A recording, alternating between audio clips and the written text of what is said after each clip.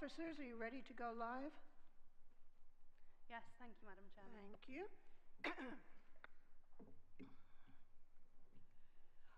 Welcome to RBKC's Licensing Subcommittee, and thank you for attending.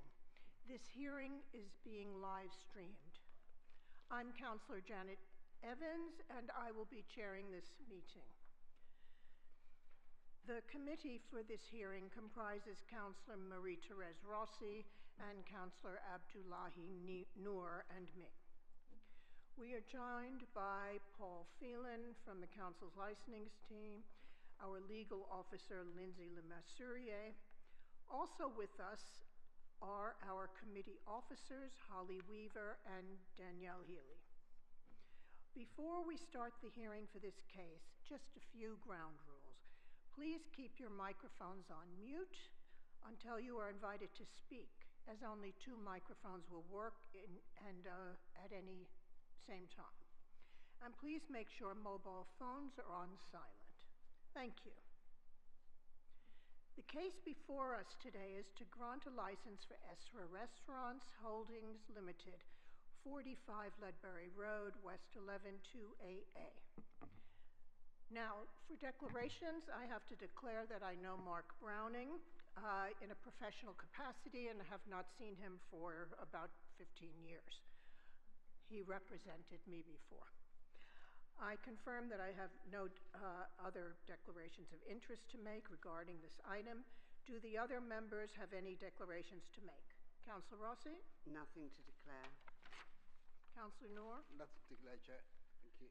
Thank you, colleagues. Procedure. For clarity, I will briefly outline the procedure of this meeting, which has already been circulated with the papers. First, the licensing officer, Mr. Phelan, will give a brief outline of the application. Please, could you confirm your attendance, Mr. Phelan? Good afternoon, Chairperson. Thank you. Then I will ask applicant's legal advisor, Mr. Stephen Walsh, to present his submission. He will have up to a maximum of 10 minutes to do so. He is joined by his Mr. Jack Spiegler, Mr. Sean Coogan, Mr. Andrew Bridge, Mr. Fabio Savi, Ms. Jessica Stewart, and Ms. Hannah Grogan. And you can all participate if you are asked any questions. Please, could you confirm your attendance? Yes, all of the, my name is Stephen Walsh, and I'm counsel for the applicant. Thank you. I'm here, and all of those that you named are here, except for Hannah May Grogan. I suggest that everyone speaks into the microphone, please? Yes, of course. Thank you. We're all here except for Hannah Grogan, who isn't here, but she's not necessary for the purposes Okay, of thank today. you. Next, the objectors. Oh, well, before that, questions may be asked by members of the committee, the legal officer, and the objectors of the applicant. Next, the objectors, Mr. Mark Browning, Ms. Fiona Fleming Brown, Mr. Paul Johnson, Ms. Rebecca Jenks, Councillor Joanna Gardner, Councillor Mo Bakhtiar, Ms. Jane Neville, Ms. Shubha Chawla, Mr. Derry Moore, Ms. Alexandra Henderson. Jacqueline Pruskin is not attending today. Ms. Jessica Frankopan, Mr. Peter Frankopan, Mr. Max Thornycroft, and Ms. Amanda Porter will present their objections. They will have up to a maximum of 10 minutes each to do so. Could you please confirm your attendance? Yes, we're all here. We do have one submission to make before the proceedings get underway, and we would ask the licensing panel to rule on that submission before we start. Can you tell us what that submission is, please? The submission is that the hearing should not proceed today because we're missing certain fundamental documents and have not had a chance to be able to review them. Why wasn't this raised before? It was raised. It was raised in the submission that we sent through to the council, saying that we were missing the management plan, we were missing the dispersal policy. We're told that the plans are incorrectly drawn. There are a number of factors here which basically legislate for the application to be fine-tuned and represented.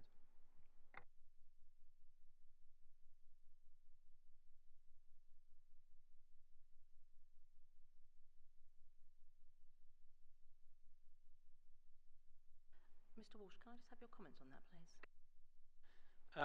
Well, the position is that this application was submitted on the 11th of November.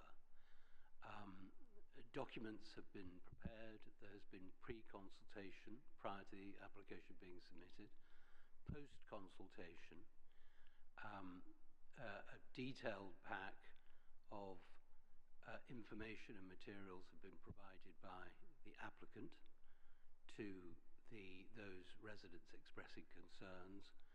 And I think there are two issues that Mr. Browning kindly informed me of. One is a dispersal plan, and the other is a delivery management plan. Both of those can be found in the operational management statement at pages 46 to 49, which is in the supplemental bundle, which was served a week ago or so. It's our position, this has been adjourned once already from the 9th of January, so it's beyond the regulatory period to hear the matter, but although, Chair, you have a discretion to extend that, we can't see a proper basis for doing it because we're all here and we're ready to present the application and details have been provided of it in advance. The dispersal plan and the delivery management plan, are they conditioned anyway? Yes, they are. Well, certainly the dispersal plan is. There is a condition at, let me just Can you refer to my conditions? Sorry. No, I'll find it. Yeah, that's right. It's condition 19, which reads, and this is accepted, a dispersal and external management plan shall be submitted to RBKC and Chelsea's Environmental Health Department, the licensing authority and the police for consultation. They've all been provided with it. The plan shall detail the procedures, management controls, practical steps, and so on. Perhaps I don't need to read it all. Okay. But at the end, once the revised plan has been finalised, the premises licence holder shall implement and comply with the plan. A copy of the revised plan, because it's an organic changing document, shall be sent to the licensing authority, the police and environmental health within 5 days of it being revised. And any further amendments should be submitted to the licensing authority. So they're all documents that are required by the licensing authority to their satisfaction before we open. And in relation to the delivery management plan, is this about deliveries to the premises that you're referring to? Or are you talking about Deliveroo type deliveries? Sorry. There is reference to the delivery management plan in the proposed conditions, but I would just say this bundle here, which has been produced this morning, is one that none of us appear to have seen Sorry, which before. bundle are you talking about? This large bundle here of supplementary documents. Is this the 139-page one, which was distributed last week by licensing? Yes, I think so. This is a 100 and... Yeah. So, sorry, beg your pardon. Governance, can you confirm that that document was served on all the interested parties and when, please? Yeah, I'll just pull it up in my emails now. Take two Thank you. Because I certainly received it via the email, so did the councillors. You didn't, so we're just checking them.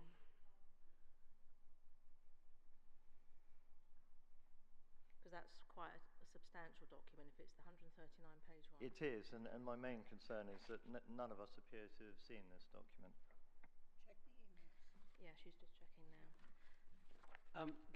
Chair, we're slightly confused about it because we understood that the document was distributed to those who made representations by the licensing authority on Friday of last week. Yeah. Can I just spell out, and perhaps Paul can confirm, so the additional documents that we've certainly received, but obviously Holly's checking about your situation, are as follows. From the applicant, this 139-page document, and from the objectors, there's 4 additional documents. One was circulated by Governance on the 9th of January from Councillor Gardner. The second one, which showed photos and videos, one photo, 4 videos, was distributed by Governance on the 17th of January. The third one, again on the 17th of January, was 7 photos and 6 screenshots. And then the fourth one was distributed on the 22nd of January, which was yesterday, which was obviously your suggestions on the conditions. So they're the 4 objector ones and 1 applicant additional submission that we've certainly received. Perhaps Governance can confirm in relation to the other. Thank you, Lindsay. Checking the sent box for the licensing governance emails, at 9:47 in the morning on Friday the 17th of January, an email did go to all parties to the hearing, with that bundle included the attachments called applicant final bundle 170125 _ redacted, because we just had to remove a signature. But I do have the email here, and all objectors were blind copied into that. I believe there was one where the email address was wrong, so I think it actually got sent on Monday to that one objector. But everybody else, as far as we're concerned, received it at the same time at 9:47 on Friday morning. So as far as you're concerned, Governance sent the applicant's additional submission on Friday the 17th of January at 9:47 in the morning. Did any of the objectors receive that?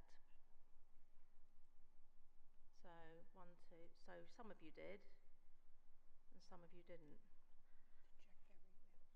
We share a single email, so there's one copy. So only. All right, okay. So shall we take a 10-minute break for you to check your emails and for us to just confer? Just looking at the document. Sorry, I mean a lot of it is.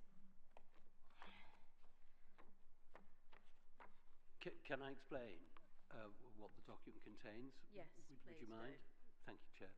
So the document sets out the basis of the application. It sets out what is proposed. It sets out the credentials of the applicant. It provides details of how the different floors are going to be used, and it provides an acoustician's report, which concludes that subject to appropriate soundproofing and a noise limiting device, that noise from the premises will not cause a nuisance.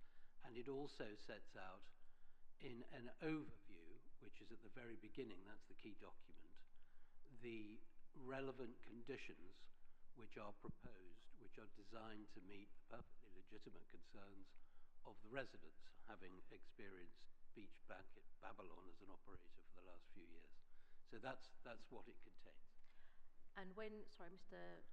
Browning, when you was it you that provided the conditions yesterday afternoon, the document which was kind of suggesting amendments to the conditions? I provided some conditions a few days ago, in fact, it was a commentary on the conditions that had been suggested by Mr. Spiegler. I think that was circulated to the parties yesterday, because I think I got it yesterday or the day before. Okay.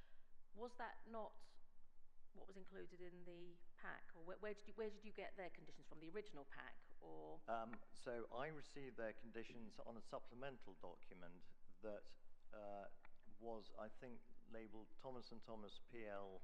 Is that not what that is, though? That's what we're talking about. That is the document, the 139 It's not the same thing. This was a 2-page document, but this clearly is not a 2-page document. It's 115 Governance, pages. can you check that they got 139 pages rather than 2 pages?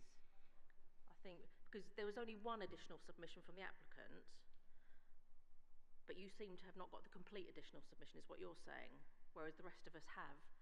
And I think the objectors at the back said that they received the 139 page. Some objectors did get it, but there are 1 or 2, including Councillor Gardner, who says she didn't. Sorry. I can say I have just found it. It's been unopened. It was headed additional evidence. I'm also, as you know, from this morning's hearing, I was dealing with another one, so I completely missed it. Fiona doesn't have it in her email box, so it's fair to say this is brand new to me literally today. So it was sent to you, though. Sorry, Mr. Browning. I confirm I have just opened it because I have found it when I've been asked to search for it. I did not see it before today. So, obviously, Mr. Browning, you are on the mailing list, I presume. Somebody's forwarding. Was one sent to Mr. Browning, or would somebody have forwarded it to you? Who's instructed you directly, I suppose, is what I'm trying to say. Well, I've been instructed by a number of residents who live all around the premises. I have been forwarded a lot of information by those residents, so most of what I've received has come from the residents. So, Holly, presumably Mr. Browning wasn't emailed directly. The people who made representations would have been emailed directly. So Mr. Browning did contact me once he had been selected. We did have separate email conversations. I do have an email here where I sent him the additional evidence that we'd had so far. That was sent to him at 11:56 a.m. on Friday the 17th. And did that include that includes the additional evidence that we've spoken about. And if I open that particular bit of additional evidence, the 132 pages are there. I don't know whether there was some sort of issue with downloading it. Can you check your emails, please? I will check it. Because it sounds though it has been I sent. certainly haven't seen this document previously, but I will check that. Chair, while Mr. Browning is checking his... Sorry. I mean, worst case scenario, if you haven't read it, we can adjourn for a short period of time, 45 minutes or something like that.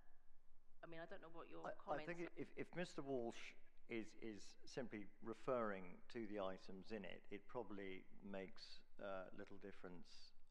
Would you like a short period of time to cast your eye over it? We should probably have a quick conversation amongst us as to whether anything in there is particularly pertinent.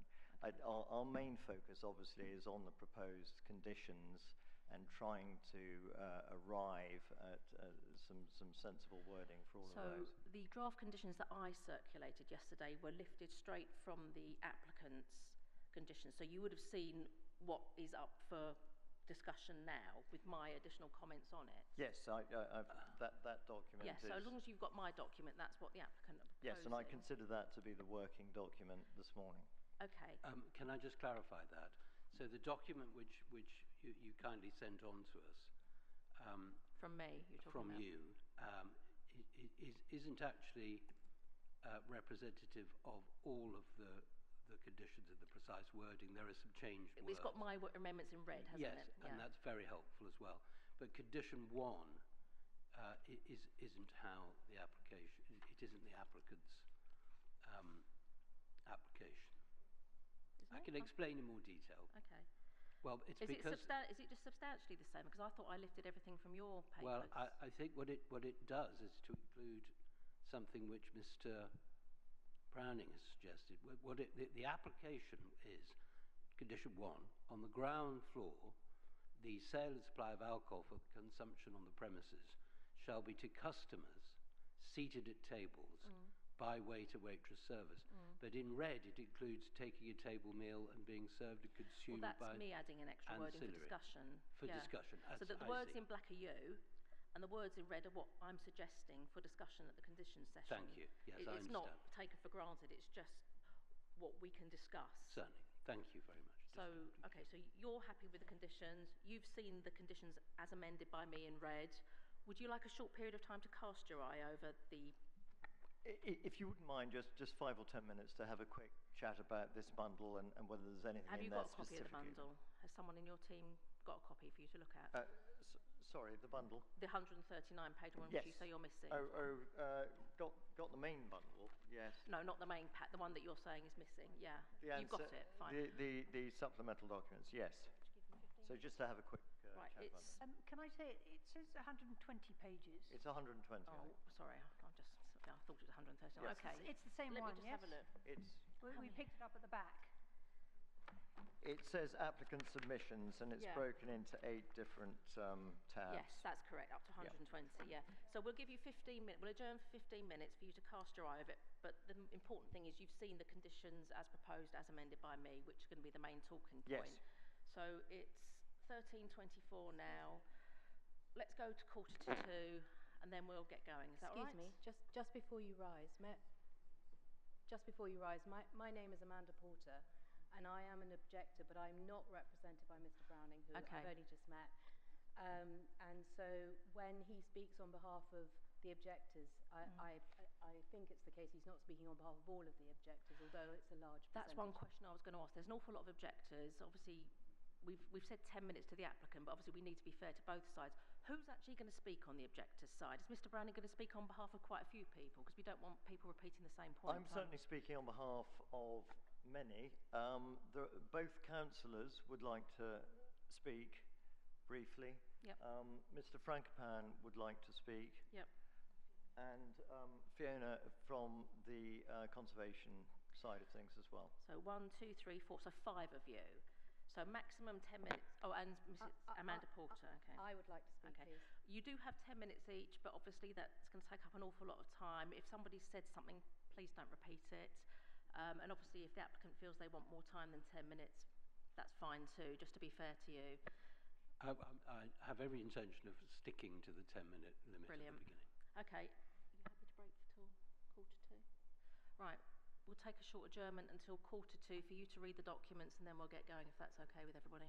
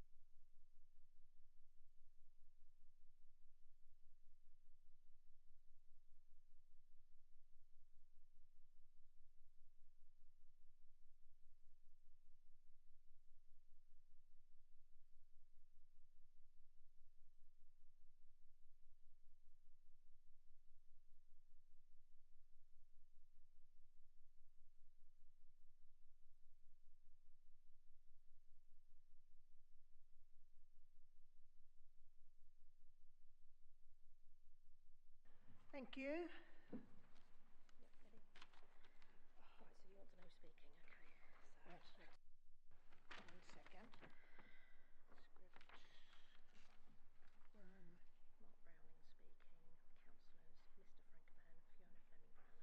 Okay.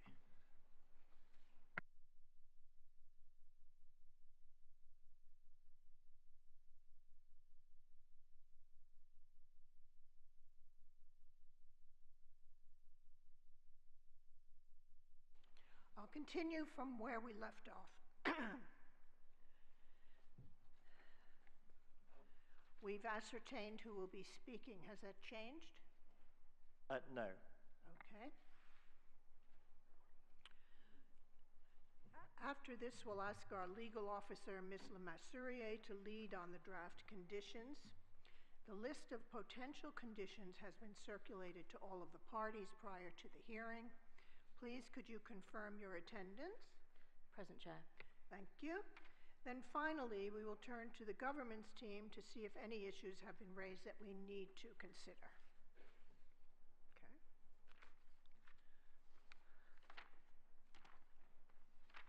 There will be no summing up. Yeah, exactly. There'll be no summing up and the meeting will end. I would like to remind everyone that the committee has read the papers which comprise the main pack. One additional submission from the applicant and 4 additional submissions from the objectors that have been circulated to the parties. So there is no need to repeat their content, but please do draw our attention to certain points and pages. Let's get going. Mr. Phelan, please can you outline the case for us and advise if there has been any additional documentation received? Thank you, Chair. Good afternoon, everyone.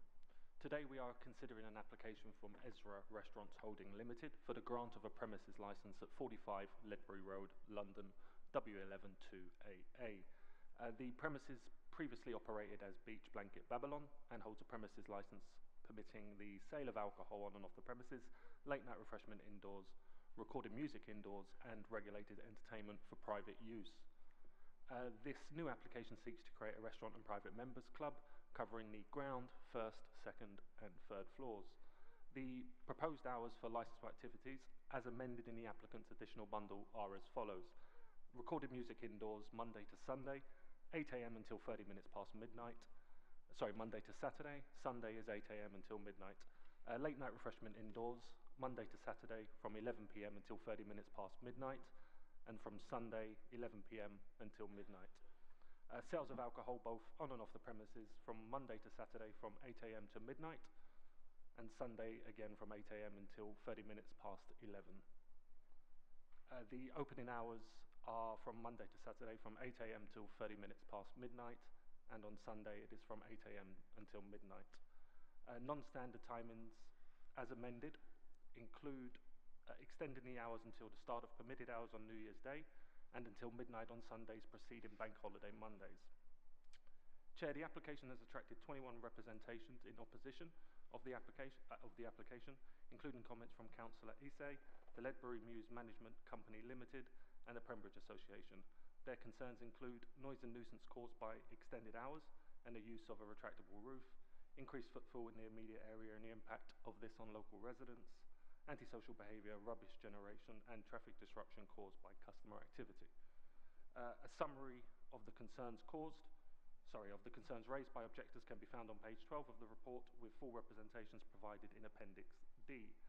This application has also received 6 representations in support of the application, commented on the applicant's reputation and the proposals for operating the premises responsibly. Supporters of the application highlight the applicant's previous work in hospitality venues, such as those in Mayfair, and their ability to work collaboratively with neighbours. Supporters have emphasised confidence in the applicant's management practices, which include implementing soundproofing and closing windows and doors at appropriate times, monitoring music levels to avoid disruption, and enforcing a robust dispersal policy to minimise noise and nuisance. Details of these representations, which are in support of the application, can be found in Appendix E. Chair, there have been 7 noise complaints in the past 24 months, and no temporary event notices have been submitted for the premises over the last year. A planning application for the proposed change of use and building alterations is under review with no decision yet made. A copy of the planning officer's comments is included at Appendix G. Finally, Chair, I can confirm that the following additional documents were circulated in the lead up to today's hearing. 9th of January, an email from Councillor Gardner containing what was a missing representation. An email dated the 17th of January 2025 containing the applicant's submission. An email dated the 17th of January 2025 containing 1 photo and 4 videos from an objector. A further email dated the 17th of January 2025 containing 7 images and 6 screenshots. Again, that was from an objector. And finally, an email dated the 22nd of January 2025 containing 4 images and 2 PDF files. That concludes a summary of this application. I'll leave it there for now. Thank you, Chair. Thank you, Mr. Phelan. Now for the applicant's case. Good start. Madam, I said I would, Chair, I said I would stick to the 10 minutes, and I will. Well, one moment, please. Oh, Are dear. we being live streamed? Yes? Okay. Mr. Phelan? Mr. Walsh. I mean, sorry, Yes. Mr. Walsh, It's sorry. quite all right, ma'am. Thank you. I'm starting my stopwatch now.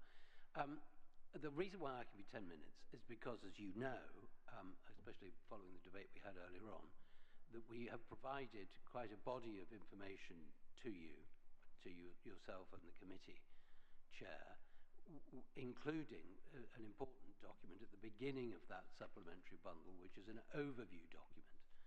It addresses, together with the other supporting material, the history of the premises, the applicant's experience and credentials, which are extremely important to this application, the proposals for the use of the building and the way in which each floor is to be used, and the style and quality of the refurbishment, which I think is around £9 million just on the refurbishment, and the applicant's various responses to the concerns of residents, including amendments to the operation and further proposed conditions which reflect the objections which were made in the first place. Those measures include, and it's important that I just highlight them, revising and reducing the terminal hour in line with the existing licence, the prohibition against the use of Ledbury Mews for servicing purposes, indeed for any other purpose at all except for fire escape as a result of residential concern about how that was dealt with before, the prohibition against storing waste on Ledbury Road. All waste is to be stored internally in the basement and collected directly from the basement, and the requirement for a suitably qualified independent acoustician to assess noise breakout and to recommend methods and means of avoiding noise nuisance and to comply with those requirements, and that has to be to the written satisfaction of the Director of Transport and Regulatory Services. Now, there are many more measures and proposed conditions which you will see from the applicant's supplementary bundle, and as you have said, and I know you have, read it already. I will touch upon a couple of those in due course. Now, although this is an application for a new licence, one mustn't forget that there is an extant licence which authorises the use of the premises as a licensed venue, as it has, as we have said in the bundle, for well over 100 years on this site.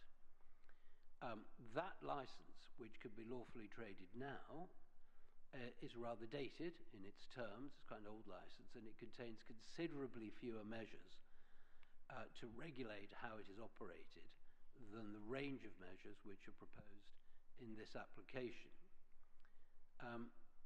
What emerges starkly from the concerns expressed by residents is that in recent years, those who operated the premises as Beach Blanket Babylon were either unconstrained by robust conditions on the licence or ignored certain of the few that are currently in place, as the pictures and videos which were served on us earlier this week and shown by the residents demonstrate, and I think that dates back to 2021-22, but possibly earlier than that. This application represents a radical change to that position, with enforceable measures to regulate the operation of the premises, to ensure that residential amenity is protected in a manner far beyond anything which had gone before in terms of the licence itself. And of course, if the application is granted, the applicant will surrender the existing licence prior to trading.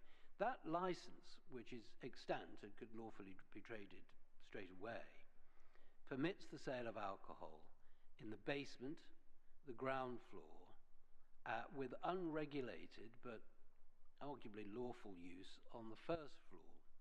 We are taking the basement completely out of the permission for the sale of alcohol, taking it from the licensed area. We're adding the first floor, but on the basis that it would be properly regulated, subject to robust conditions which you see in the documents. And of course the second and third floor for private members' use. Now, we obviously rely on the fact that there are no concerns expressed by any of the responsible authorities with whom pre-application consultation was conducted and resulted, I think, well, it may have been others, but as an example, the environmental health officer requiring us or seeking acceptance of compliance with the condition that the windows and doors remain closed, save for ingress and egress, from 9:30 rather than the existing requirement of 10:30. So that is the position about the responsible authorities who raise no concern, but the representations of local residents show a very clear and serious pattern of nuisance caused by these premises under Beach Blanket Babylon for quite a period of time under the existing license. Can I make it clear? Each and every one of the residents' concerns, as expressed in their representations, are reasonable. What is different in relation to this application? Well, actually, before I say that, let me just say this. And this is also terribly important. By contrast with the former operation, this applicant, which is Ezra, a group company owned by Sharan Pasricha, who is a resident of Notting Hill, who has a proven track record in the operation of private members' clubs and hotels in London and elsewhere, and was recognised for services to hospitality only 2 years ago with an MBE. He believes, he really does, that close liaison with local residents and businesses is paramount to the successful operation of a genuinely high-quality venue.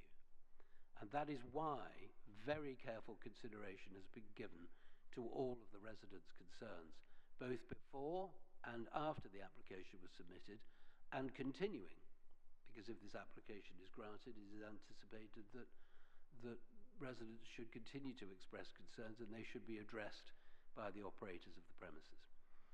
Can I just, in the time I have left, I need to just deal with the ground floor restaurant, because I need to address what may have been a misunderstanding as to the operation of the ground floor. It is to be a restaurant under this operation and bar, open to the public and members alike on the ground floor. The rest of the premises are for members, as you know. The proposed condition is that alcohol for consumption in that part of the premises should be to customers seated at tables by waiter-waitress service, except for a maximum of 10 customers at the designated bar, which is hatched on the plan, and that itself is a recent reduction from the originally proposed 20, and persons attending a pre-booked bona fide function. I think it has been suggested that this departs from previous conditions which required alcohol to be consumed by customers as ancillary to a table meal on the ground floor. In fact, no such condition appears on the existing license. It certainly was not the operation traded by Beach Blanket Babylon, and as far as we know, it's never had such a condition throughout its trading life. That is not to say that we do not wish to operate a restaurant on the ground floor. We absolutely do. What is different between the existing license and this one is the introduction of the requirement that all customers remain seated at table and are served by a waiter-waitress. That is in line with the primary function on the ground floor to trade as a restaurant, while allowing flexibility, which is often the case with modern restaurants and licenses, for people as part of a group who may not want to eat to have a drink, or from someone simply to have a glass of wine. But this is most certainly a restaurant, and that's the intended use. Now, I've got a minute or so left. I just want to conclude by taking you to the overview, which is right at the very beginning of the bundle, the supplementary bundle provided. From paragraph 23, perhaps you needn't turn it up now, but from paragraph 23, we identify 4 areas of concern which have been expressed by the residents. We address them there. I won't go through it all now, but in relation to each of those, we identify the conditions which we suggest address those concerns in relation to servicing, delivery, the management of customers, and acoustics and noise breakout and so on. So that's why we took the care to do that, and that's why I don't need to repeat them all to you now. Thank you very much, madam. I think I've got 20 seconds left.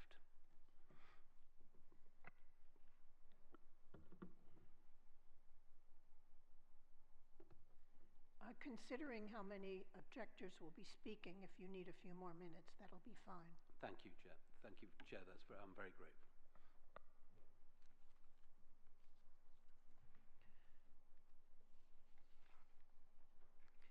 Now we'll hear some questions from the committee. Councillor Rossi. Yes, thank you, Mr. Walsh. I've got a couple of questions. I am slightly concerned about the capacity, which I think is 215, might be a bit more, which I understand is more than Beach Blanket Babylon, but I don't know by how much. So the first question is, how are you going to manage all these people in terms of dispersal, coming and going, and how is the kind of, throughout the floors, how are the people going to be distributed, and crucially, what's going to happen when they're leaving? Thank you very much, Councillor. Well, first of all, what is often the case is that the capacity of premises accords with the fire capacity. And I can tell you that I can adduce evidence of this if you like in due course, but the fire capacity is 343 of the premises from the basement to the 3rd floor. Now, when Beach Blanket Babylon operated the premises, I'll give you an example. In October of 2023, they applied for a Halloween 10 temporary event notice, which extended the hours until 1:30 in the morning, in which they stated and used as a capacity of the whole premises as 350. So it is our position, based on that, and based on other usage by Beach Blanket Babylon, that although we're using the 3rd and 2nd floor, if the application is granted, in addition to the other floors that Beach Blanket Babylon operated, we feel that on the basis of, you will see from paragraph 12 actually of the overview, it's set out there for you to look at. We think that we're looking at about 214 customers. These are at the busiest times, perhaps a little more, with 40 staff, which comes to 254. But to allow flexibility, we think around 270 is the right figure. But that is well below. That is the fire capacity, and it's considerably below the capacity which was operated by Beach Blanket Babylon at busy times. So that might be a misunderstanding as well. We say our usage is far less intensive than Beach Blanket Babylon. So, I mean, I know you can't say definitively, but, you know, at any one time, would you expect there to be 100, you know, on a busy evening, 150, 200 Yes. people, that sort of thing? Yes. Well, I think, I may have just passed that because I have Sean Coogan here, who is the general manager of the Estelle Maison, the associated private members club in Mayfair, and he has considerable experience in managing precisely those things. Do you want to just help the councillor with that? Thank you, councillor. So the question was how we are to manage the overall capacity of the property, and also how to manage arrivals and dispersal. Get close to your microphone. Okay. Sorry. Can you hear me? You've got to get right on top of it. Can you hear me now? Oh, thank you. Sorry about that. I'll use a lot of the examples that we day-to-day operate at Maison Estelle in Mayfair, because a lot of the standard operating procedures that we will have in place, 45 Ledbury Road will be the same. I think the first thing to say is that dispersal really for us starts in the reception area, and because there is a designated lobby reception area, that will allow us the space to manage the flow of arrivals and departures and ensure that departures in particular are quiet and are done in an orderly fashion. We've then obviously committed to at least one door supervisor from 7 p.m. every single day. The number of door supervisors we propose will be determined by the management team in accordance with how busy the premises is at any given time. But the door supervisor team will then take responsibility for the orderly dispersal of anybody leaving the property and the vicinity of the property, I should say. And ensuring that, first and foremost, Ledbury Mews next to the property is not to be blocked in any way. May I? Do you want to just turn it up? Can I? It might help the councillor who's looking. Just explain how the flow of people through the building. In the documents we have the restaurant, which has public access, and of course members on the ground floor. But for the purposes of the first to third floor, those are members only. And how are they to be used in terms of people? So arrivals of that group of people will be filtered through the reception area.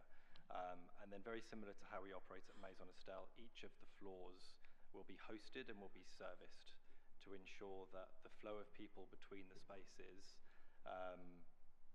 really is sort of well balanced and never feels overcrowded at any time. Does that answer your question, Councillor?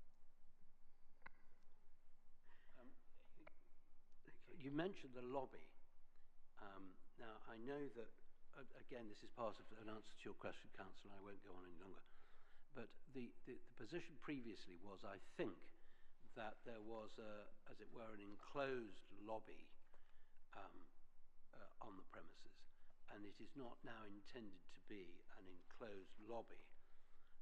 But Andrew Bridge, who is the project lead surveyor on this, who knows all about the way in which the structure impacts on, is just behind me.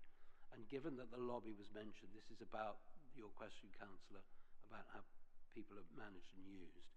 Given, Mr. Bridge, that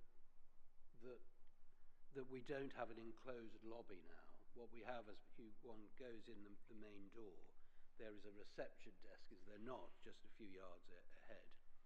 How does that impact on noise emanating from the premises?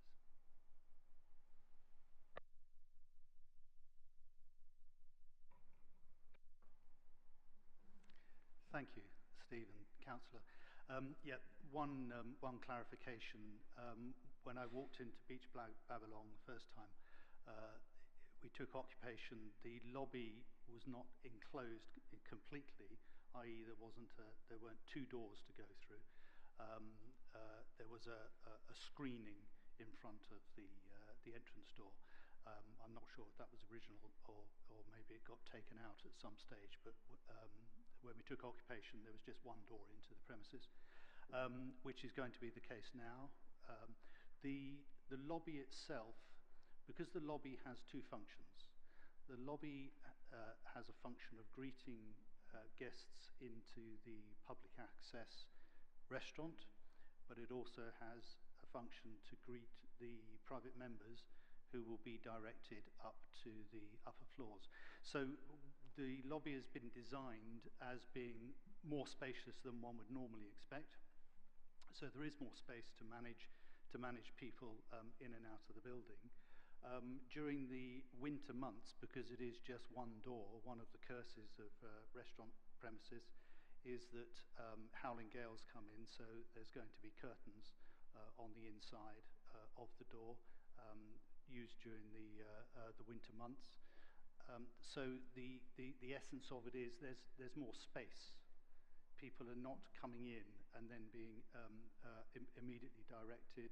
They can be controlled in a structured manner. How does that impact on noise breakout? While the contrast between the existing previous lobby and the position now, is the frontage, as well as everywhere else at the premises, to be considered for the purposes of soundproofing to prevent noise breakout? And how does that impact on the noise limiting device and so on? Yes, certainly. Considerable expense and technical design has been undertaken and will be implemented to soundproof the building. So if one can imagine a box within a box at every floor level to reduce sound, mitigate sound, insulate against sound. So sound breakout through the structure will be exponentially improved as a result of the box within a box sound insulation. Clearly when a door opens, sound gets through, but a door opens only momentarily to allow people through. So we've gone to great efforts to insulate this building, not only with internal linings, insulation materials, but also double glazing. And the nature of the building means that because the recesses of the original Georgian design are such that you've got the primary glazing on the front elevation, but you've got recesses before the internal faces of the wall, that enables us to put the double glazing on the internal face, and then we've got a big air gap. And there are two aspects with sound insulation. Air is a very good insulator, and dense mass material is a very good insulator, and we are doing both to every single floor. Councillor, do you mind if I just, I appreciate it's a very long answer to your question, but since you've just raised it, the double glazing provides a gap, does it, between the internal glazing, which is soundproofed, and the original external window? Yes, that's correct, yeah. Right. Sorry, Councillor, that was rather a longer reply than anticipated.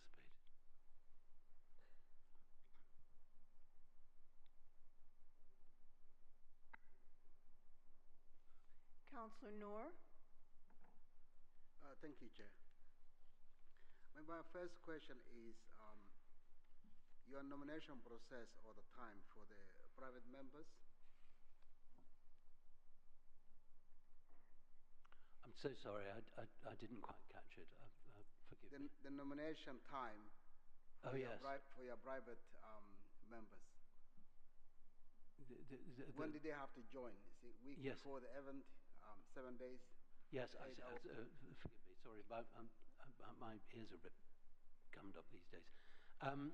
So the position is that, again, I can turn to the General Manager to answer this, but in short, membership is considered by the operator, and it is not instantaneous. In case there's a concern about those clubs that would allow you to become a member on the door and then let you in, which was like letting members of the public in, there is to be at least 24 hours between an application for membership and being allowed to be a member. So that prevents that sort of thing. But I think it's, what is the ordinary process for applying for membership and the length? Mr. Coogan. Thank you, Stephen. So one would apply for a membership And our membership committee would expect that 2 current members would act as proposers for that person. That application is then considered. The applicant is met and interviewed. The proposers are contacted to ensure that the person that has applied, that they support their application.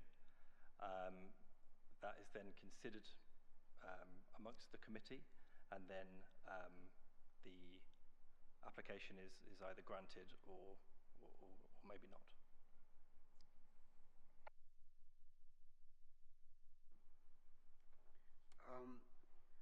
My second question is, when are you hoping to start trading? If this application is granted, the first thing to say is that we will surrender the existing license, so there aren't 2 licenses in existence, before we open. And do we have a projected potential date for opening? There's still quite a lot of refurbishment to do, and planning has to be sorted. Shall we ask? Yes, would you mind? Yes, thank you. My one caveat to the date that I give, it is reliant upon the planning application and running through. We hope to get a committee hearing on the 11th of March, but that's not yet been confirmed. But if with the following wind that committee date is achieved, and if we receive planning permission, we anticipate completing the construction project on or around the 25th of August, with a view to opening the venue a couple of weeks after, or maybe even a week to 10 days thereafter. But that's the sort of timescale, with the caveat subject to planning.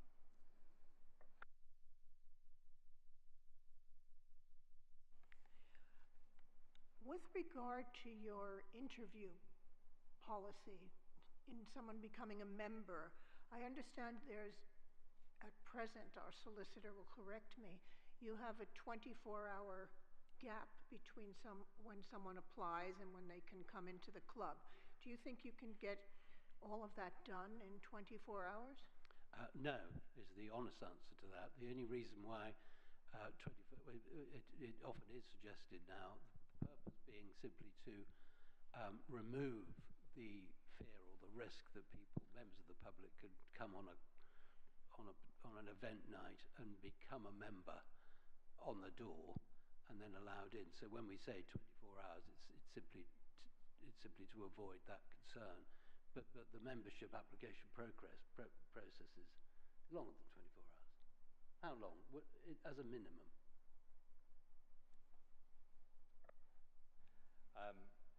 It is difficult to give an accurate answer, but I would say on average at Maison Estelle, at least a few weeks, at the very least.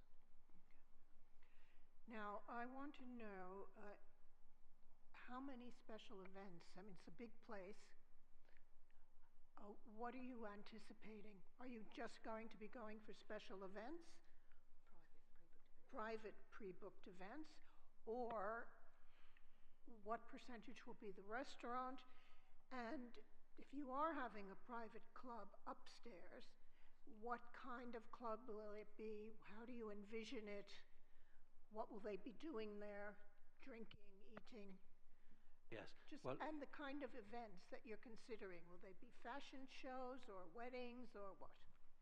Can I just begin, but then give it to the expert to tell you about it? As you know, the ground floor is to be a restaurant, which of course members can use and we'd be encouraged to use, but also public access. As to the upper floors, it is true to say that, as common with all members' clubs, there can be events that can take place.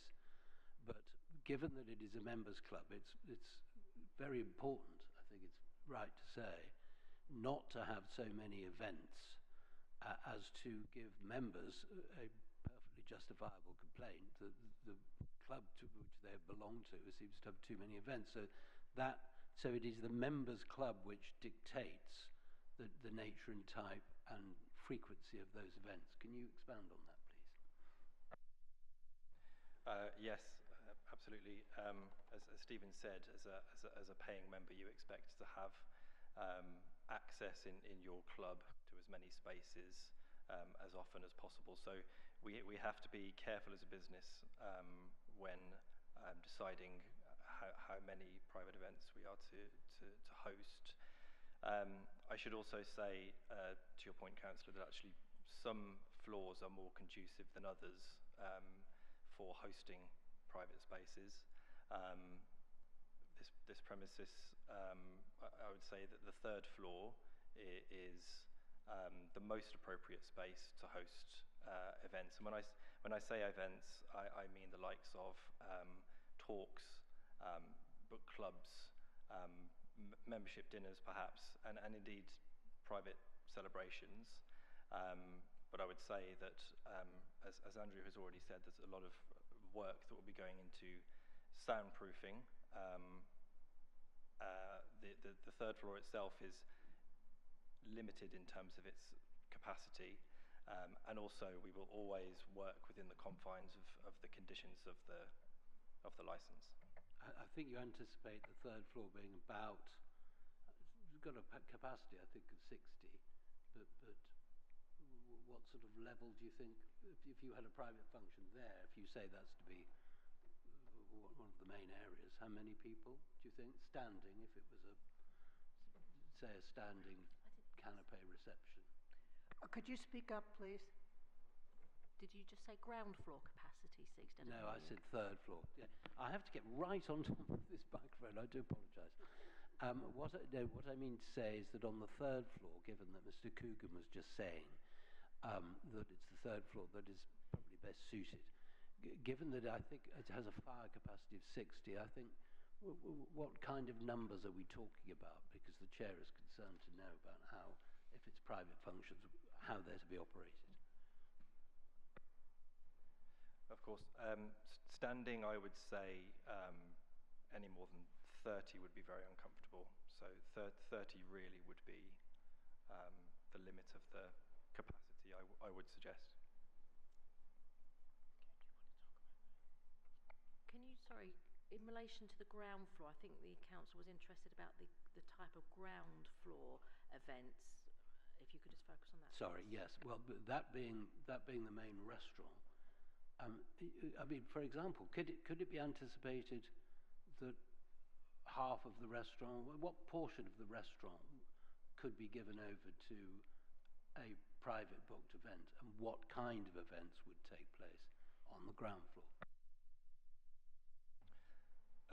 Again, this is, well, it's a public space, of course, that we would also anticipate that our members would use.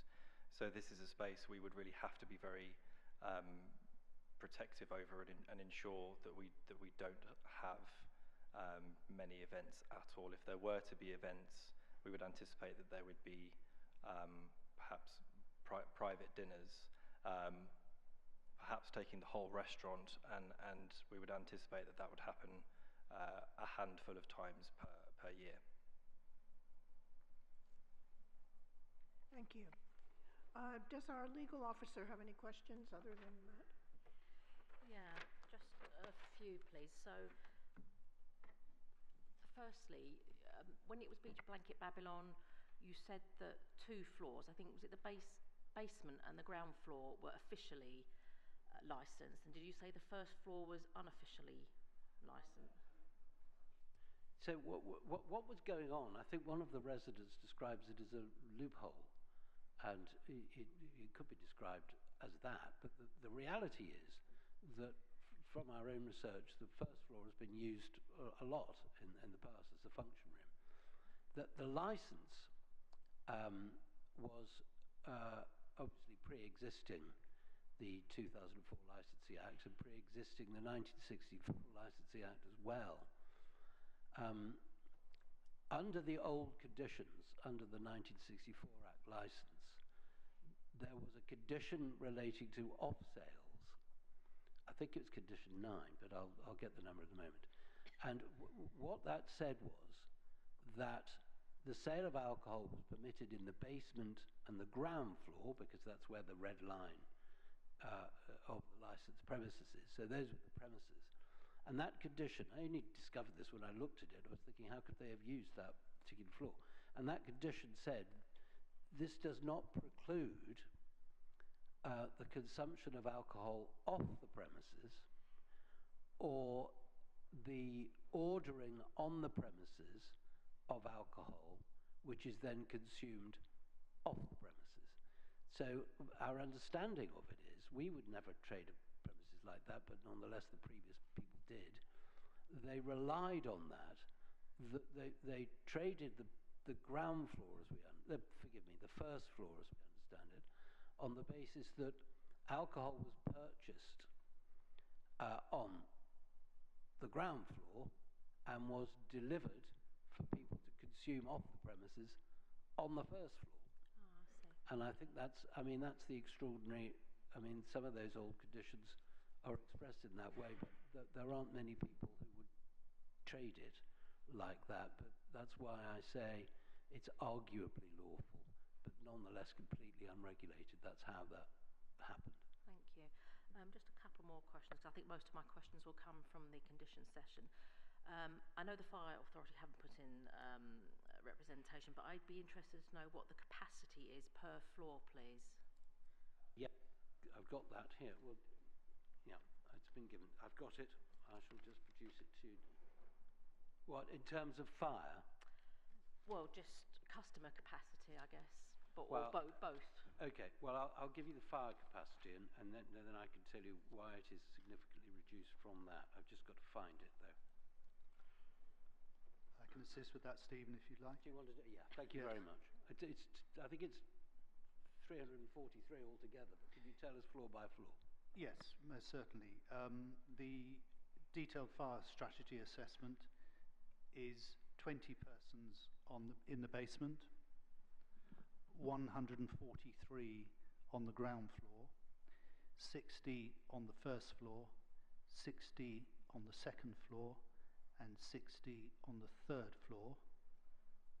I'm good at English, lousy at maths, but I think that totals something in the order of 343. That is the fire maximum capacity driven by staircases, travel distance, width of staircases, etc. And for the purpose, and of course, as you know, when they applied for the 10 Beach Blanket Babylon in 2022 for the Halloween, the capacity that they sought permission for, and which they got, was 360. And it was, it was very robustly traded. To be clear, I say again, our position is that the capacity of the maximum capacity, including staff, that we would be looking at would be 270, and that would be to allow flexibility across the whole premises. So 270 maximum entire. Yeah. You don't have a breakdown per floor then? Well, it's you've got two. You've got the figure that has been given to you for fire in the basement. And although, for example, the floors above are 60, 60, 60, which has just been described, they are more likely to be traded.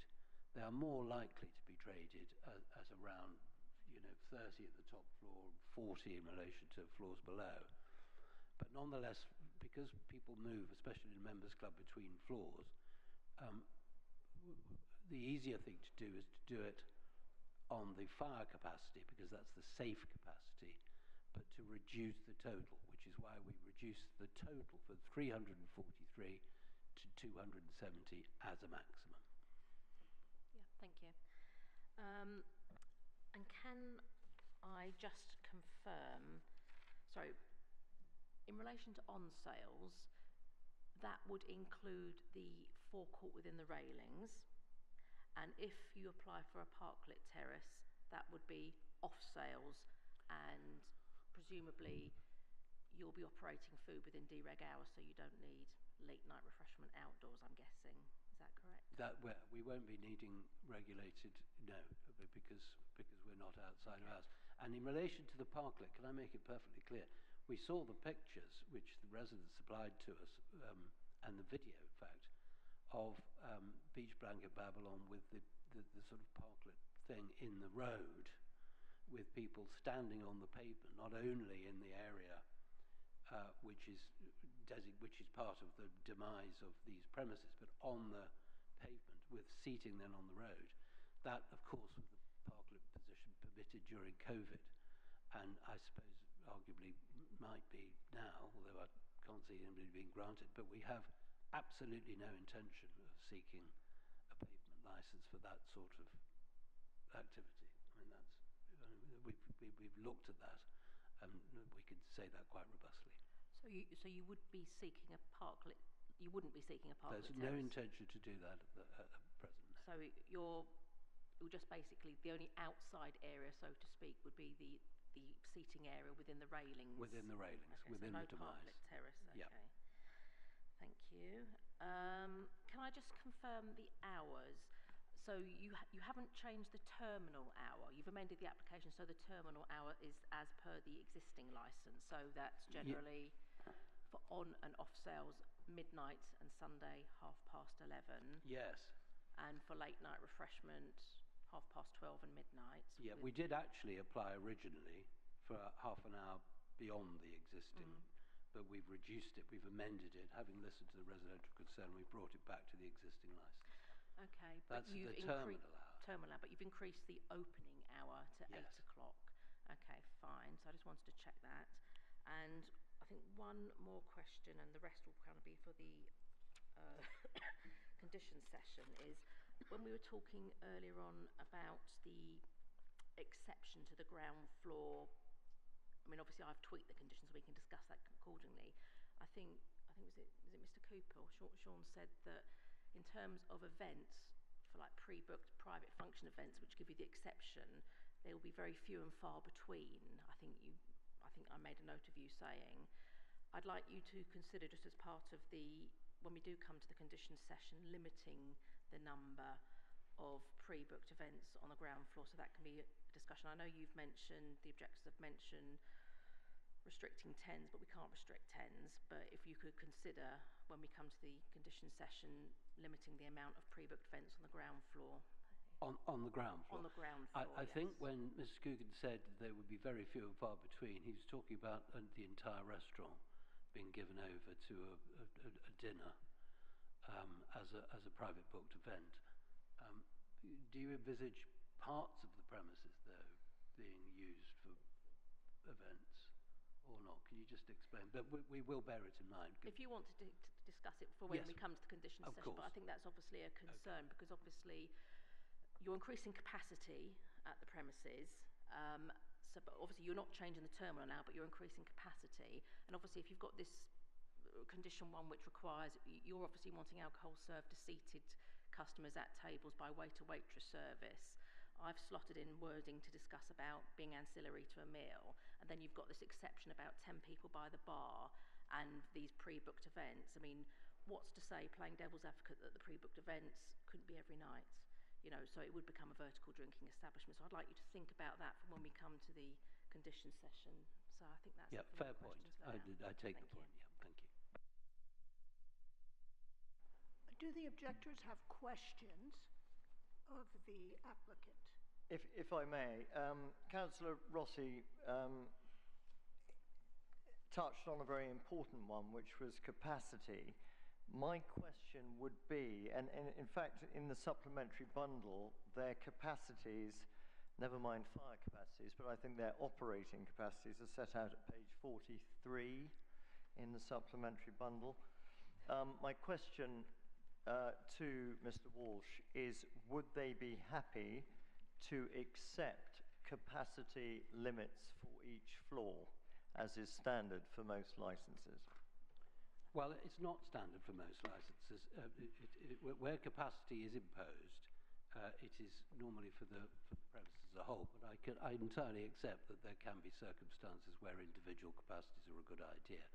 But the point that I was just making was that we are not, and categorically not, increasing capacity on these premises in terms of numbers, because operating considerably lower than, for example, Beach Blanket Babylon did. And of course, this license doesn't have a capacity figure.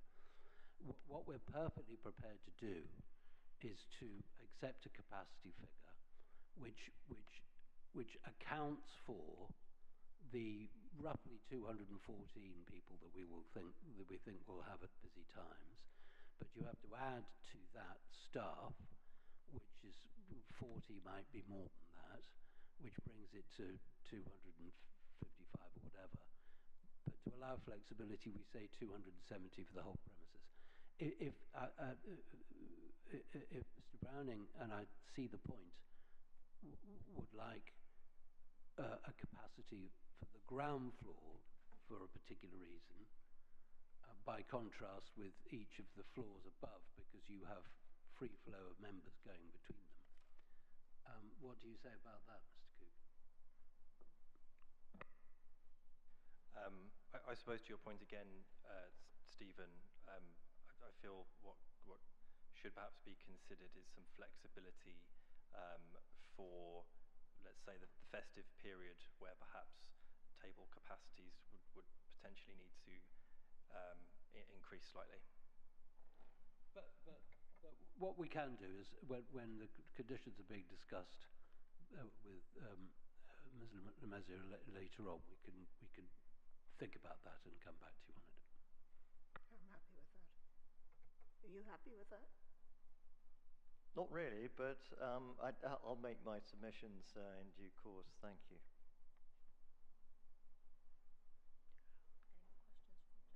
Are there any more questions from the objectors? Yes. State your name, please. My name is Amanda Porter. I just preempt it by saying we had no notice at all, even though our premises is directly opposite the premises of the BBB. It goes round a corner. So your premises are licensed premises, or your home, do you mean? My home. I have just a couple of questions.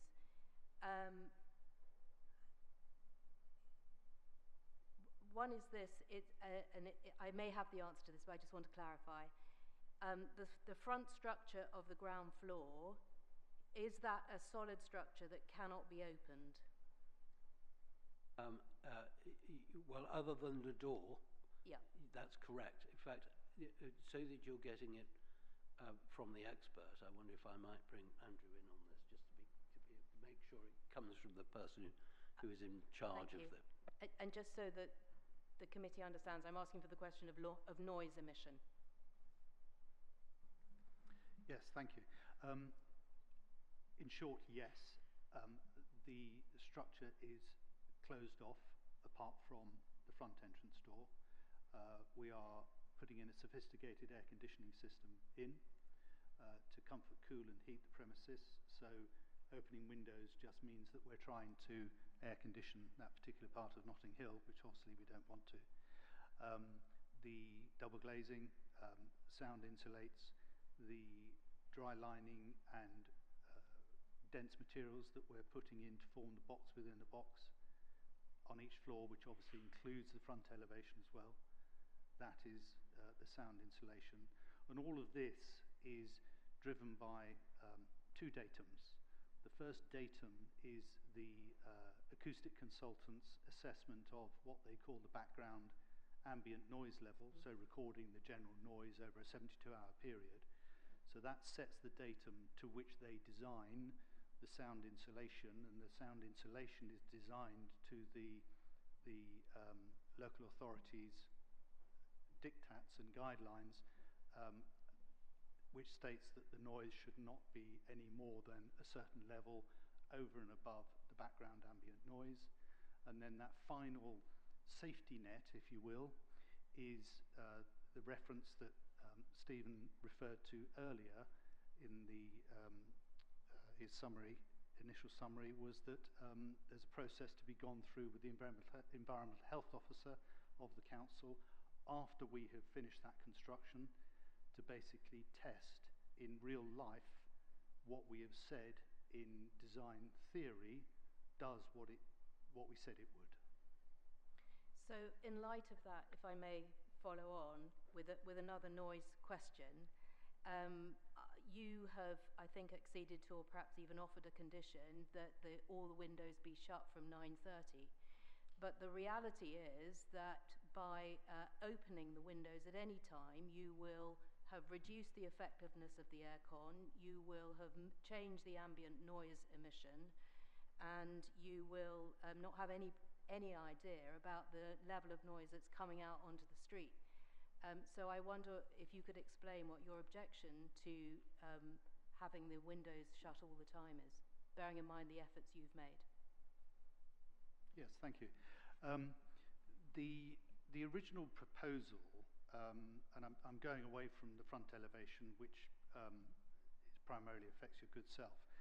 The original proposal was for an opening roof light at the rear, and there was a great deal of representations about concerns relating to that, which we took on board 100%. So that roof light is now a fixed roof light. It does have the ability to open on a small percentage because we have a requirement for smoke extraction in the event of fire. That is linked into the fire alarm system, and those are unable to be opened apart from when the fire alarm system is activated. So I just wanted to make the point about that. In the noise report, the acousticians, Noise Solutions Limited, have made particular reference to the amount of noise being generated from that rear area were the roof light to be openable.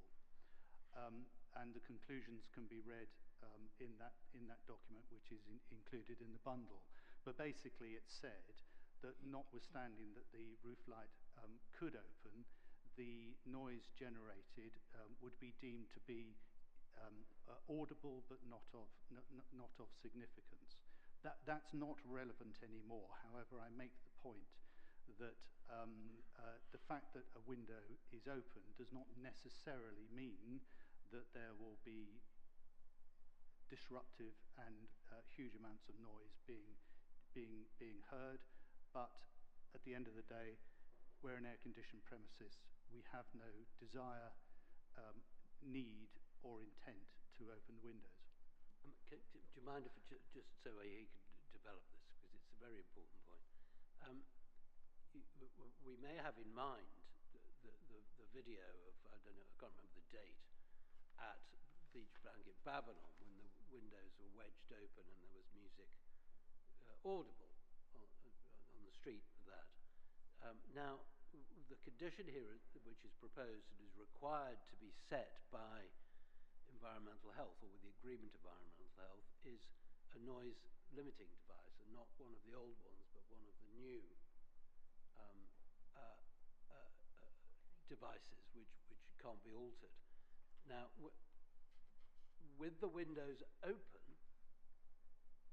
before 9 o'clock, if they were to be open, what impact would the playing of music at the limit set by the noise limiting device and approved by the environmental health have on noise breakout? I'm talking about the combination of factors here. Yes, I mean, we're getting into the realms now of science and the technical assessment of noise and how it transfers. I can't answer that one immediately because the noise consultants have not considered a position whereby windows on the front elevation were to be open, and what impact does that have on sound, music, the general hubbub of a food and beverage venue emanating out into the road. And that's for one particular and very real reason, because we've never anticipated that we would need to have to justify the amount of noise coming out of the front of the building because the windows will be closed. So our position is that we abide by the environmental health officer's request to have all windows shut at 9 o'clock, because that's a request. But I think what you're saying is, because the place is air conditioned, the windows are going to be closed at all times anyway, effectively. But you don't want to have to be required to keep them shut all day. Is that your position? Any air-conditioned premises relies upon the fact that it is a hermetically sealed box. As soon as you open the window, you're trying to air condition the outside environment. I suppose if one's talking in extreme theory, there could be a possibility where the windows might be opened in the event that the air conditioning fails. The maintenance engineers are not able to get there. There's a part that might not be available. So, in its extremis, there might be a position where the windows are going to be open, but at the end of the day, if there is a condition such that the windows are to remain closed, the nature and the efficacy of the operation will dictate that the windows will remain closed. And may I just ask one question about people coming and going from the door? You may. Thank you. But don't repeat anything you're asking here in your presentation as an objector, please. Okay.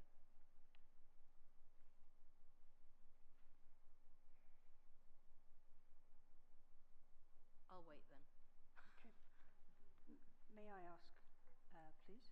I did want to talk about the front door and what I call death by 1,000 cuts.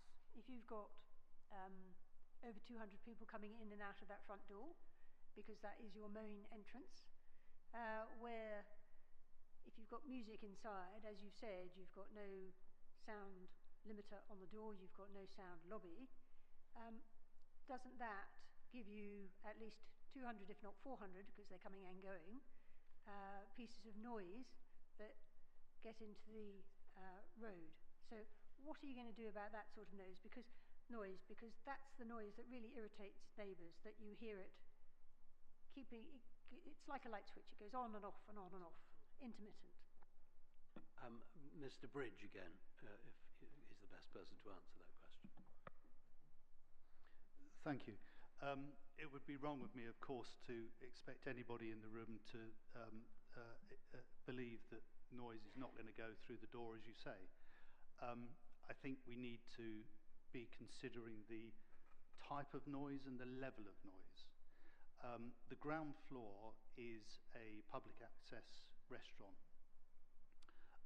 The level of music in a restaurant will be at a level commensurate with dining. And if we all think about one of the complaints that we all go to restaurants where the music's too loud, we're very cognizant of that as an operation. And so therefore the music is a background music level. In terms of noise generated by customers, that can only be managed by a robust and professional operation, cognizant and mindful of a door being open. But it is a management. It can only be a management process beyond the fact that we are technically having a music level which is commensurate with a good quality restaurant. So I have a premises in my ward which has an acoustic lobby. So you go through before you open the second door. Just following on from what you've said, if you could just comment on that, but also, are you therefore saying you'll be happy to accept a lower limit for the music and that there would be no music facing towards the front doors? Do you mind? I will answer that in part, and then the expert can tell me I've got it wrong if I answer it inaccurately. Part of the condition of the conditions proposed on this application is that in addition to soundproofing and so on, there should be a noise limiting device, which we've already discussed. Now, the noise limiting device can be set at different levels at different parts of the premises.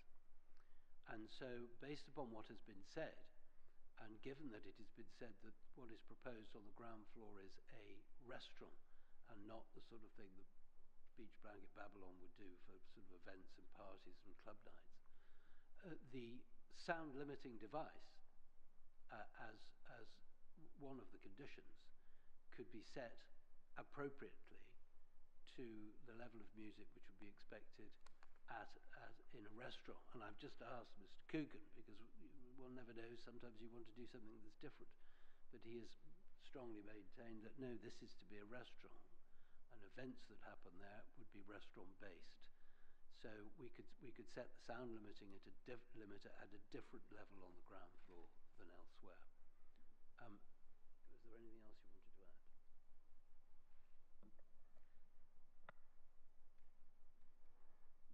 Councillor, back to you. Thank you, Madam Chair. Back to music and speakers. Are you intended to put speakers on either sides of the wall and its proximity to residents? And could you answer another question? From all sides of the building, what's the proximity with the nearest neighbor? Yes, thank you. The principle of good sound reproduction for restaurants is that it's a number of small satellite speakers connected to. So you have a bass speaker, which is called a subwoofer, and then a number of small speakers. So those small speakers are dotted around the premises. So you don't have large speakers belting out large amounts of sound, and which is basically pressure. So it's designed so it's a homogeneous sound throughout the space. And sorry, please forgive me. I missed your second trance to the question. The second is the proximity with your neighbors from all sides. Can you give us in meters and dimensions? Off the top of my head, I'm afraid I can't remember, but the sound report submitted by Noise Solutions Limited, which I believe is in the pack, makes reference to the nearest noise receptor, as they call it, which is basically a window, and a residential window at that.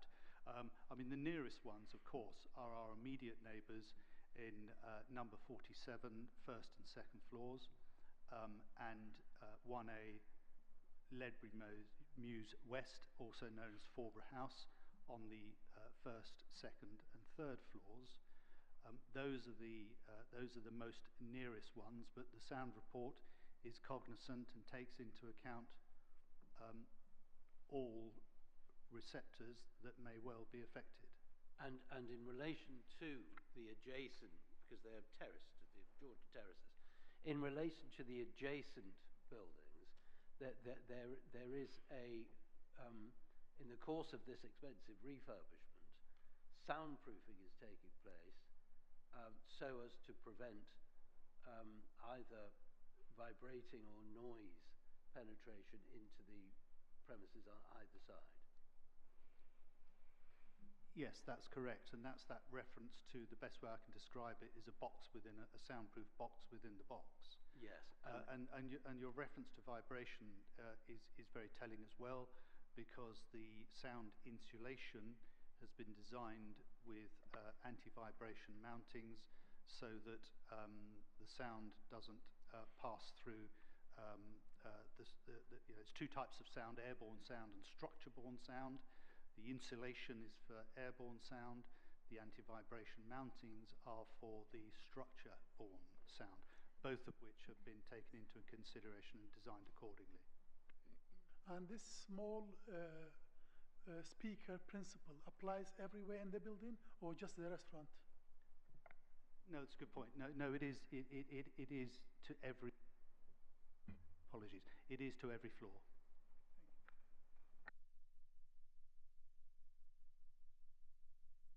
Do any other objectors have any questions?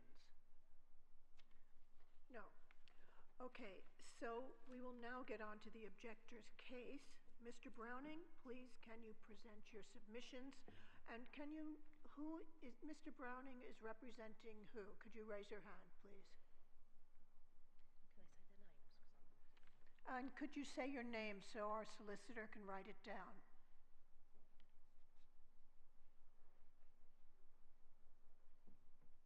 We'll start at the back and go forward. Rebecca Jenks. Max Thornycroft.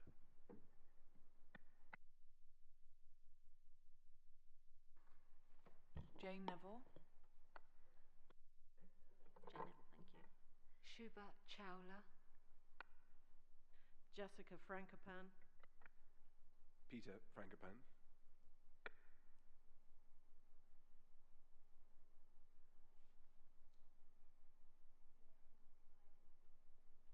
You haven't provided any means for somebody who's hard of hearing to hear, which is really making this quite difficult. I have raised this with your colleagues. So anyway, Alexandra Henderson and Derry Moore. Sorry, Alexandra Henderson and Derry Moore. Derry Moore, thank you. 1, 2, 3, 4, 5, 6. And Jacqueline Pruskin. Okay. Sorry.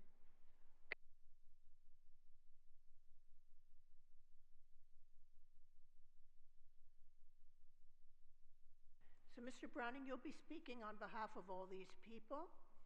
They don't have to speak after you, since you're representing them. Well, I think Mr. Frankopan has a separate point to raise, so I'm speaking for one of the Frankopans at the moment. Oh, I see. Peter Frankopan will speak separately. Okay. And I just want to say, if the objectors each speak to different points, that would be helpful. We don't need to hear the same thing every time. Thank you. Mr. Browning? Thank you. There is an awful lot to get through, and what I was going to do is concentrate on 3 of the sort of primary conditions, really. We all know that everybody has experienced all sorts of problems from the operation of these premises in the past. There's no point rehearsing that because that is the past, but clearly they're very concerned about specific aspects going forward. What I would say in terms of this application is there are concerns. One of them, let me say, has anyone got the plans of the premises? On the ground floor, for instance, they refer to a hatched area. Which page are you on of the main pack, so we can all look at the plan? It's not actually in the main pack, funnily enough, but I've been given this separate set of plans, which is the plans that were submitted. Sorry, where's that from, so we all know where to look at? Is it in the main pack? Page 50. It's page 50 of the main Page 50. Page 50. Of the council's bundle. Yes, well, I mean, page 50, if I'm looking at the right page, is not the same as this because it's not the plans that were actually hatched. Sorry. I don't want to waste an awful lot of my time, but just to say that the plans that were submitted showed a good half of the restaurant hatched together with the bar. Now, what was being asked for was an exception to any sort of restriction in the hatched area. Also, the bar there shows a total of 10 seats on one side and 4 on the other, a total of 14 seats, and yet now we're being asked to consider an extra 10 people standing and being able to drink in that area. So anyway, what I would like to do is focus on the 3 main points that I see, and those are, number 1, the operation of the restaurant on the ground floor. Number 2, the 3 floors above it. And number 3, the use of the external space, both for diners and for smokers. Let me just come back to a point that Mr. Walsh mentioned about capacities. In my experience, it is not the case that you can reference a temporary event notice as being relevant to the capacity of a building. A temporary event notice can ask for up to 499 people and very often people put as many as they could possibly think of on that application. Now, the mere fact that somebody in the past wrote 350 doesn't mean that the premises capacity is 350. In fact, what they're seeking to do is to bring into the licensing process 3 extra floors of trading. And as you see from page 43 of the bundle, that's an awful lot of extra people, a huge amount of extra people. People standing, I think they have a little note at the bottom that says these numbers don't include at least people standing, at least 10 people standing. So we've got staff, extra people. We have no restrictions on any of the use of those upper floors. We talk about a members area. We've got bona fide guests who can come. How many? There is absolutely no indication of how many people could be brought, how much anyone would pay to join as a member. They could pay £1 and be granted membership the very next day. We have no restriction on the number of functions. We all know that premises make their money these days from these private functions.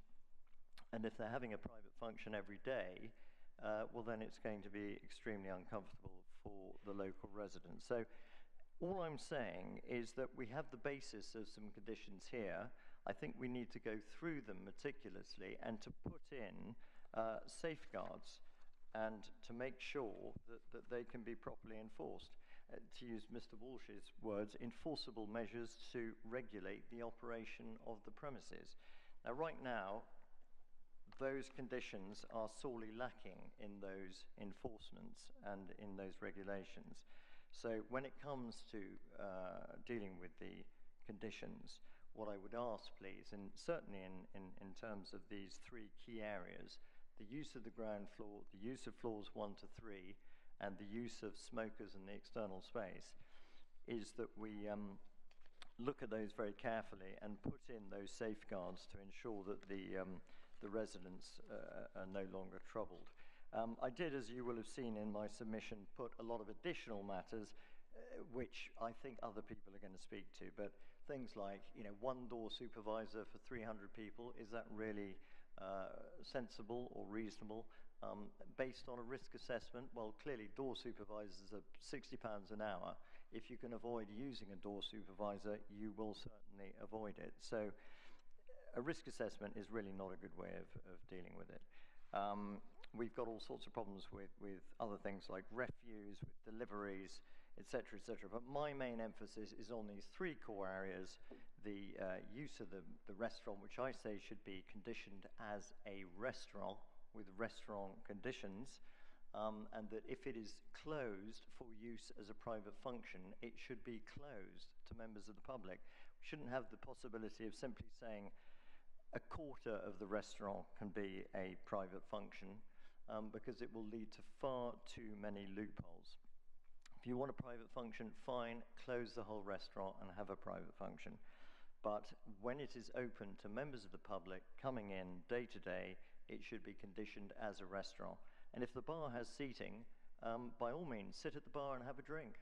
Have a drink without food. But why would you need to sit at the bar and also have an extra 10 people standing? It doesn't make sense. And what about the hatched area that is to the left of the premises? Why was that hatched? Was it the intention that all of that area should be exempt from restaurant conditions? I don't know. It's a question I just leave out there. In terms of the upper floors, I say, and I've got 3 minutes left, I would say let's condition it properly. Let's put in some restrictions on the number of guests. Otherwise, we've got a potential free-for-all. Upstairs, we don't have restaurant conditions, which means that we could simply be drinking and doing nothing else. It could be dancing, drinking, and having no regulation whatsoever. So what I say is limit the number of guests so we all know where we are, limit the number of private functions, and if possible, limit the number of members. We should have a register of members at the premises so that everybody can see who is a proper member and not just somebody who decides to be a member on the spur of the moment. And then in terms of the outside space, we've had different views back. At one stage, they were talking about 4 smokers maximum. Now I think 6 has been mentioned. And also we have the thorny issue of where staff will smoke. And what we would say is they should smoke outside with everybody else in the same place, so that the residents are well aware that there is only one designated area for smoking that they have to worry about. The other points I will let others raise, but those are my submissions, and thank you very much. Thank you. Mr. Frankopani, you ready? I am. Thank you, Chair. Oh. Different running order.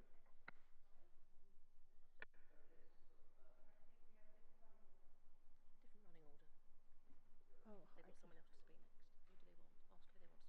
who did you want to speak next? Is Mr. Browning representing you? No, so I want to go first with who Mr. Browning is representing, get that out of the way, then go on to the other order. Sorry, I've dealt with all the people I'm representing. I see. Okay, so Mr. Frankopani, he had raised his hand before, so No, you were speaking. I would like to go Okay. second, please. Thank you. Thank you, Chair. What's your name, please?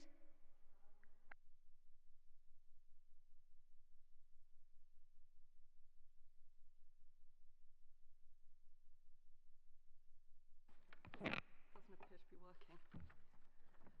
I'm Fiona Fleming-Brown. I'm the chair of the Pembridge Conservation Association. So we're the conservation area in which 45 Ledbury Road resides, and part of the conservation area is Pembridge Ward, and part of it is Colville Ward.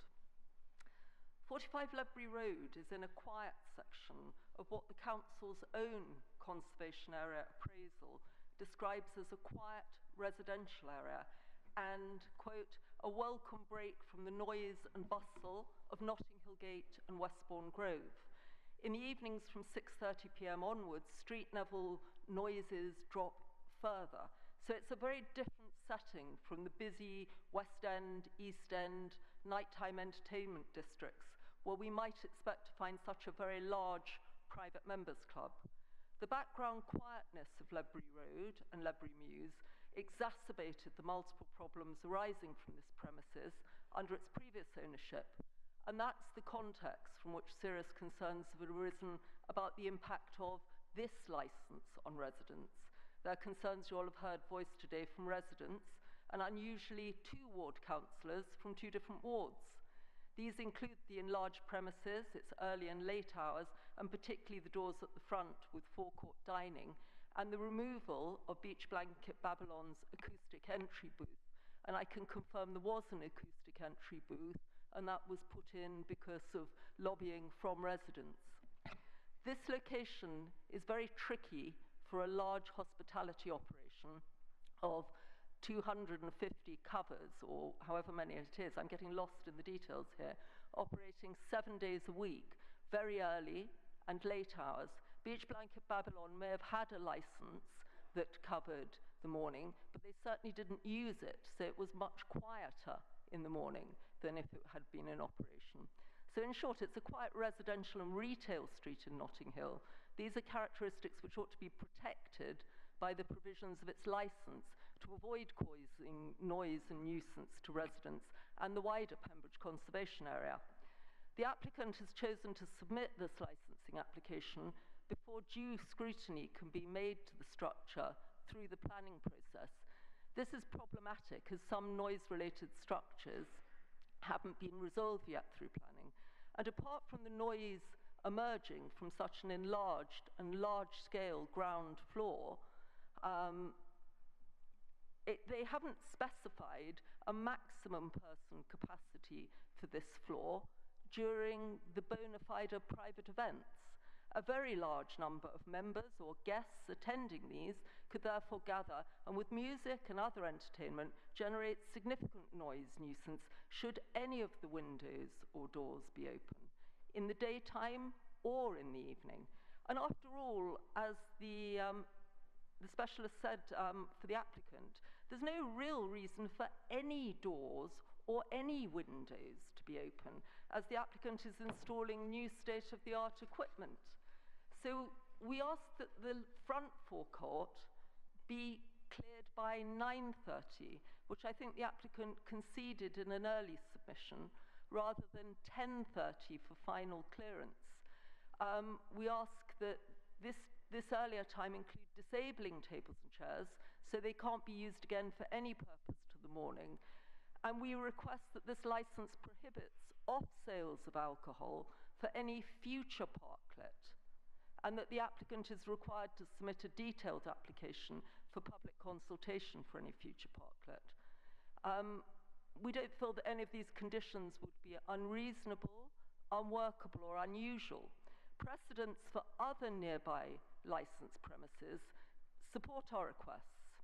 No open windows or doors at the front or rear apply to the Brasseria at 290 Westbourne Grove or Zephyr at 100 Portobello Road, all of which are verified as noisier locations than either Ledbury Road or Ledbury Mews. Wild at 202 Westbourne Grove has a fixed frontage and is not allowed to open its rear conservatory doors and windows at all. And it's located further away from its residents at the rear in Lonsdale Road than the rear of 45 Ledbury Road would be from residents in Ledbury Mews. We therefore ask this subcommittee to apply similar conditions to this 45 Ledbury Road licence. Thank you. Thank you very much. Next online here is our lineup. Or who do you want to go next? Mr. Frankopana. Are we going by this or we're not going by this? Okay. Shall I go next, Chair? Yes. Is that okay? My name is Peter Frankopan. I'm a resident of Ledbury Mews West. I'm extremely surprised to find us at a licence meeting before we've had planning. The document we've been circulated is incomplete, it's misleading, and it's factually incorrect. So I don't think that a licence should be granted at this meeting, full stop. That's a request for the members of the committee to consider. I'll explain, I'll give a few examples, please. Well, I just wanted to explain to you, you realize, I'll have our lawyer explain it to you, that we are two separate entities. I understand and that. And we never are dependent one on the other. Can you explain that, please? No, Chair, I don't need explanation. I understand that. That's so I wanted to say we understand your point. Yes, thank you. I'd like it noted, though. For example, if you turn to the opening document, point 34, which talks about management of guests and members, we're told there will be a comprehensive procedures, quote, will be implemented to manage vehicles. We have not been told at any point what those procedures might be, comprehensive or otherwise. We're told that guests will be advised to book taxis in advance, how practicable that will really be, and taxis will be requested to pick up not in front of any residents' homes, but in pay and display bays. How one requests a taxi to do that practically looks to me like an attempt to flannel a report to kick important points of discussion into the grass. As it happens, as you'll continue to note, taxis are asked to park in pay and display bays, which is not the purpose of pay and display bays for local residents, for themselves to park in or their visitors. There's also an advice for taxis to park on yellow lines. That's a parking offence. As we sit here today, the air in KNC is below national standards for particulate emissions. With the amount of cars projected to arrive at a members club and a restaurant, I think it will be important for planners to think about that, but this also affects how many people should be allowed to join the club and to be able to use the restaurant. Although Ezra says, again on point 35, it's committed to providing a hospitality facility for local people, we would all like to understand how that benefits local people in terms of membership being related to those who live in the borough, to facilitate those who are going to walk, as we're told they're going to do, and likewise for members of staff to recruit locally so that it helps the whole of our community and not just those who can afford membership fees. Local residents have been barely mentioned in the submission from the other side in their very polished performance, where we've heard about book clubs, memberships, and a whole range of numbers that give me cause for alarm. If you look, for example, at page 43 of your pack, the documentation we've been provided lists the facilities with numbers and numerations for the number of people on each floor of the building. I did reasonably well at maths at school. I have a diploma now in quantitative modelling statistics. You add up the number of members of guests included on the document provided by the applicant, we reach 164. And then the bottom line of that page says there will be standing room for approximately 10 persons around each bar counter on the ground, first and third floor. That is a total 194. We've heard from Mr. Walsh that the fire capacity is 450. So we are extremely concerned about caps being put not only on events and the sound that are generated from those, but on the number of people that can be in the building at any one time. We are all here in favour of a local, well-run, professional establishment. We welcome those who know what they're doing, delighted by the track record that the Estelle Manor Company have with them. We want to work with them, and we're very heartened and take in good faith the comments from the other side that they want to listen to our comments, and they've done so to some extent. However, as a local resident, to find new notifications 3 days before a hearing about different opening hours has been a waste of my time to have to read endless planning license application documents. The retractable roof, we've been told, has been dropped, but doesn't appear, in fact, inconsistently in this report. For example, the noise report refers to the fact that a retractable roof may not be in use. We've heard a woolly claim that it won't be done. In fact, we've heard detailed claims that there will be lights fitted, window lights that will be fitted that can't be opened except for fire planning. But we have no idea what materials the roof will be made of. We've got no idea what the glare will be like. We've got no idea what the acoustic is. We've heard lots about music, but the chatter of 400 people, 200 people in the building is going to be hugely important. In fact, in terms of misleading, it says here on point number 25 at the beginning of the pack, the report concludes that providing certain measures are adopted, noise within the premises will not cause a nuisance. That is a statement of fact. But the noise report has not based any of its measurements on a closed roof at the back. All of the projections are based on hypotheticals that are not related to a key part of where the noise will be. Also, as a neighbour who lives closest to the back of the property, the noise report, and therefore the submission from the other side, claims that our property is 10 metres away from the back wall of the conservatory. We are 5.5 metres away. I can see no point whatsoever to get that wrong. I can't see how that would be done apart from to intentionally suggest that we're further away than we are. We've had reference to the fact that the second and third floors have never been licensed. The second and third floor look directly into my wife and my bedroom and to the bedroom of our children. We have school-aged children. It is not right that they should be worried about closing the curtain when they get up in the morning, have to worry about what they are wearing. When alcohol is being served late at night as well. We don't need reference to what Beach Blanket Babylon did. That is an entirely separate application. That is not the responsibility, should have no bearing on the problems that we've had in the past. But I can say, in our very brief dealings with the local, with our new neighbours, my experiences have been catastrophically bad. Last Thursday I had to complain because windows were open with music blaring that stopped me doing a radio broadcast news interview because the sound was too loud. When I asked it to stop, it was stopped, but I was not given an apology. The operator said if I had a problem in the future, I should contact the site manager. I have a disability that means that I need to have access to medical care. The same day, I had a delivery van stop in front of the Mews, blocking my exit and blocking entrance into the Mews. When I complained again, I was not given an apology. I was told this was a delivery van and not the responsibility of the operator. So we've got significant problems. As I say, I welcome a constructive relationship. We've had a terrible time with Beach Blanket, but I understand that that is in the past rather than the present. But I am concerned about my own ability to keep working as a professor. I have to have silence when I'm working. I work on sensitive issues with some of the topics I work on, and I have unusual sleep patterns that I'm entitled to because I work on parts of the world, particularly in Asia. That means I get up and go to sleep at unusual times. As the noise report says, any effect that prevents and disrupts sleep, I beg your pardon, if it means that you have to keep your windows closed, is something that affects your quality of life.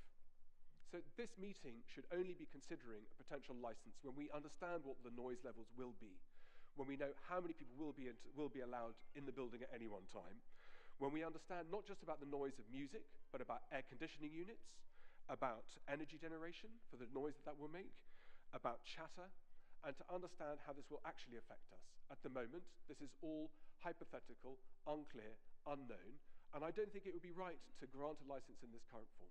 Thank you. Thank you very much. Who would like to speak next? I think Councillor Gardner, okay. Thank you. I'm councillor for Pembridge Ward, which covers the opposite side of Ledbury Road to the application site. My inbox has many an email from residents where I'm CC'd on noise, rubbish, antisocial issues, from smoking on neighbours' doorsteps to massive dispersal and traffic congestion regarding the premises. Whilst I appreciate this is a new operator, it is also a significant increase in the capacity, operation and hours of use, up to 7 days a week by this operator, with little what is offered to address these genuine concerns. Previously, the premises operated from the ground floor bar, the lower ground floor restaurant and the first floor for private parties. Most of the noise problems arose from the first floor parties and patrons smoking outdoors or leaving at night. This application seeks to expand that operation from 2 floors to 4 and refers to hosting bona fide private functions. And this is a massive concern because whereby what should be usually seated table service on alcohol on the ground floor will be replaced by vertical drinking and used along with the first floor. There's no mention of how many or how frequent these will be, and yet they are likely to be the most noise generating and crowded. I asked the committee to restrict the number that can be hosted on site, and in particular the ground floor, which is ostensibly a public restaurant, albeit that bona fide events can also be held on the first floor. We've heard today, and I've edited what I'm going to say, about the removal of the inside lobby, which offered some noise reduction to residents when customers came and went.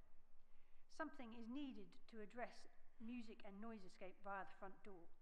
And so I ask the applicant to rethink its proposal to remove the main entrance lobby, and I ask this committee to add some noise minimising measures so that the front door area can be reduced, any noise escape can be reduced and kept to a minimum. I also ask the committee to require a traffic management plan that is agreed with local residents. When I read the recommendation of both the dispersal plan and traffic management, it's all regarding officers. I actually think you need to involve local residents because of where this junction is. And then I would like to read a piece from Jackie Pruskin, who's lived in Ledbury Road for many years and has emailed me many a time over the issues. She had planned to be here herself today, and it's worth listening to her testimony. And so if you just bear with me. So from Jackie, I've lived at my address, which is Ledbury Road, just opposite the site, since 1998. There were no problems when the existing licence rules of the day, last drinks at 10:30 and the premises closed at 11. The liberalisation of licensing in 2003 made it easier for landlords to obtain more advantageous conditions. The issues that bedeviled the residents over the past 20 years concern noise and vibrations from music played in-house at 45 Ledbury Road, outrageous customer noise from customer behaviour while smoking outside and departing the premises after an evening drink, lack of respect from both customers and staff with regards to the immediate neighbours' properties and their residents, congregating on private forecourts, sitting and drinking immediately outside the entrance doors of the residents, whether in the mews, behind or anywhere along Ledbury Road. Add in traffic congestion caused by the activities at Beach Blanket Babylon, frightening affrays between customers outside the premises, and a lack of proper security staff on the door despite the huge private parties on the first floor. The residents of Chepstow Court, the corner of Chepstow Villas and Ledbury Road, also suffered from dispersal issues when customers left 45 Ledbury Road. They would gather on the corner to get a taxi late at night or early morning, causing noise and disruption to Chepstow Court residents' sleep. We need a realistic, carefully considered plan to deal with these concerns that mainly occur in the evenings, the nights and in the early mornings.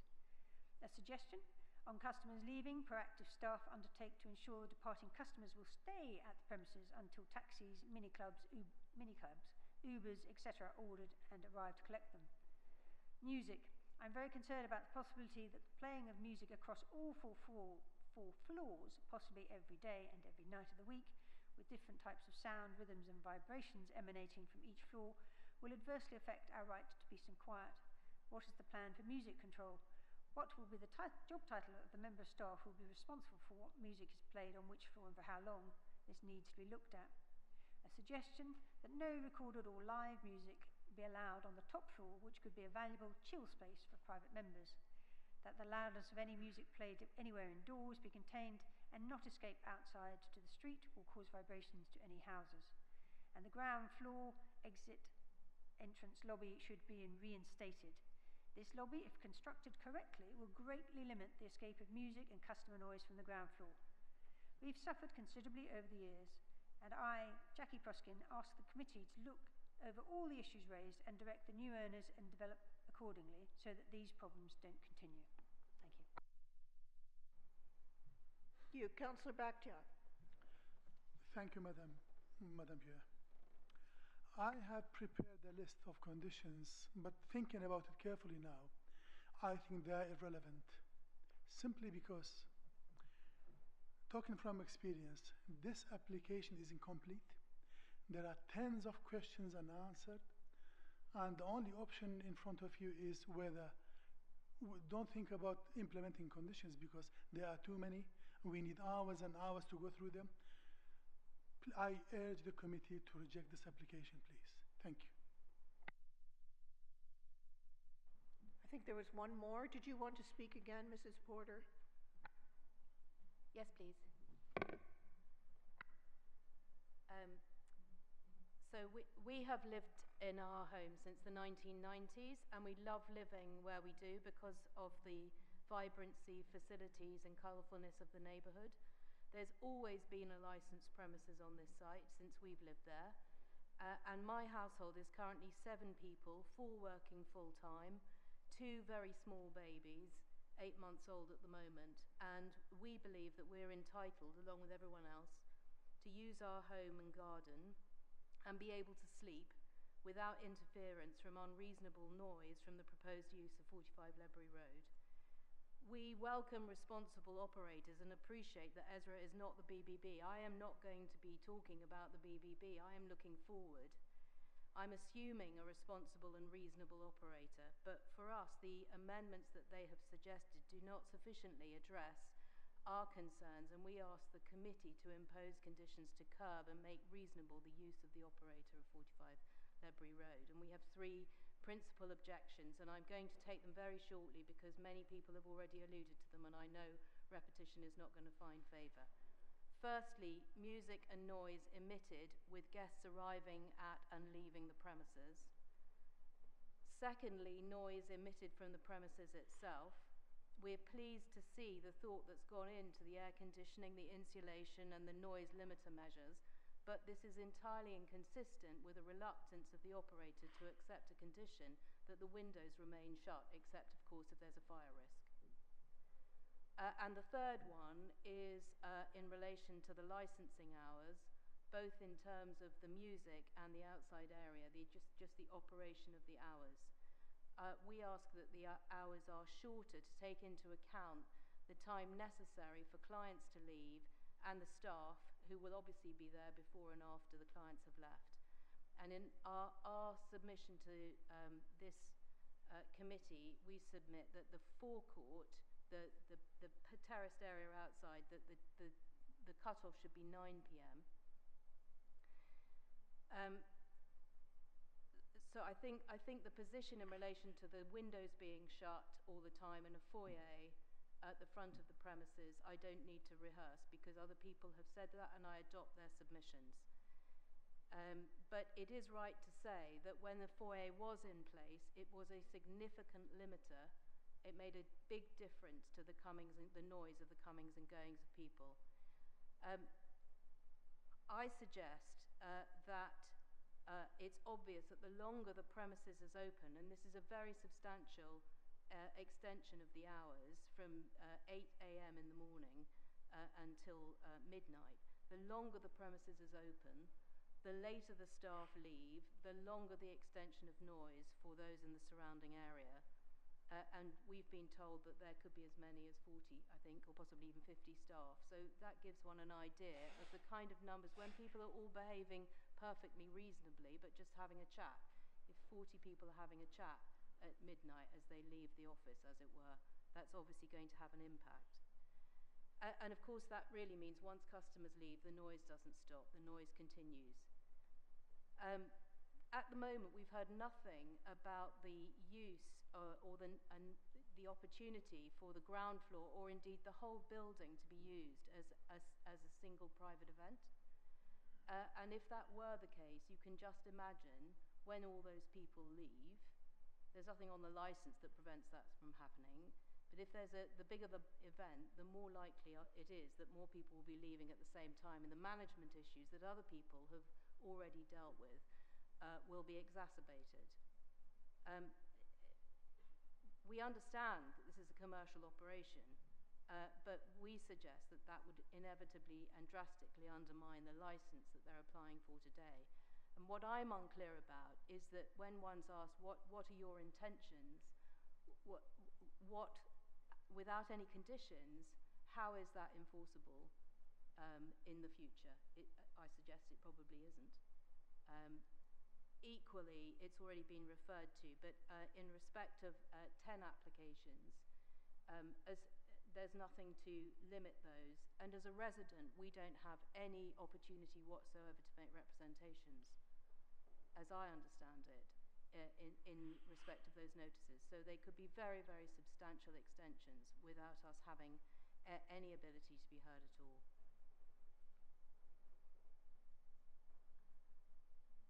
The only other thing I wanted to mention was in relation to vehicles coming and going to pick up guests or clients.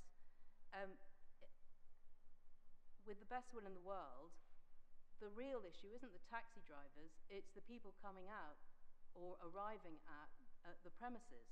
And the premises have no control. There's not very much they can do. We suggest that respect neighbour notices and politely and gently move them on. Obviously, we expect a decent operator, which this Ezra says it is, to do its best. But ultimately, you can't change ordinary human behaviour. And if everybody's waiting for taxis, having had a lovely evening at 45 Ledbury Road, it would be absolutely unusual to leave the place silently. And so the later the licence is, and then more people that are at a single event or leaving at a single time, the harder it will be for this really to be managed in practical terms. So those are my submissions, and thank you for listening. Thank you, that's very helpful. Was there anyone else? Or can we move on to questions of the objectors? Yeah? Okay, we'll go to my committee. Councillor Rossi.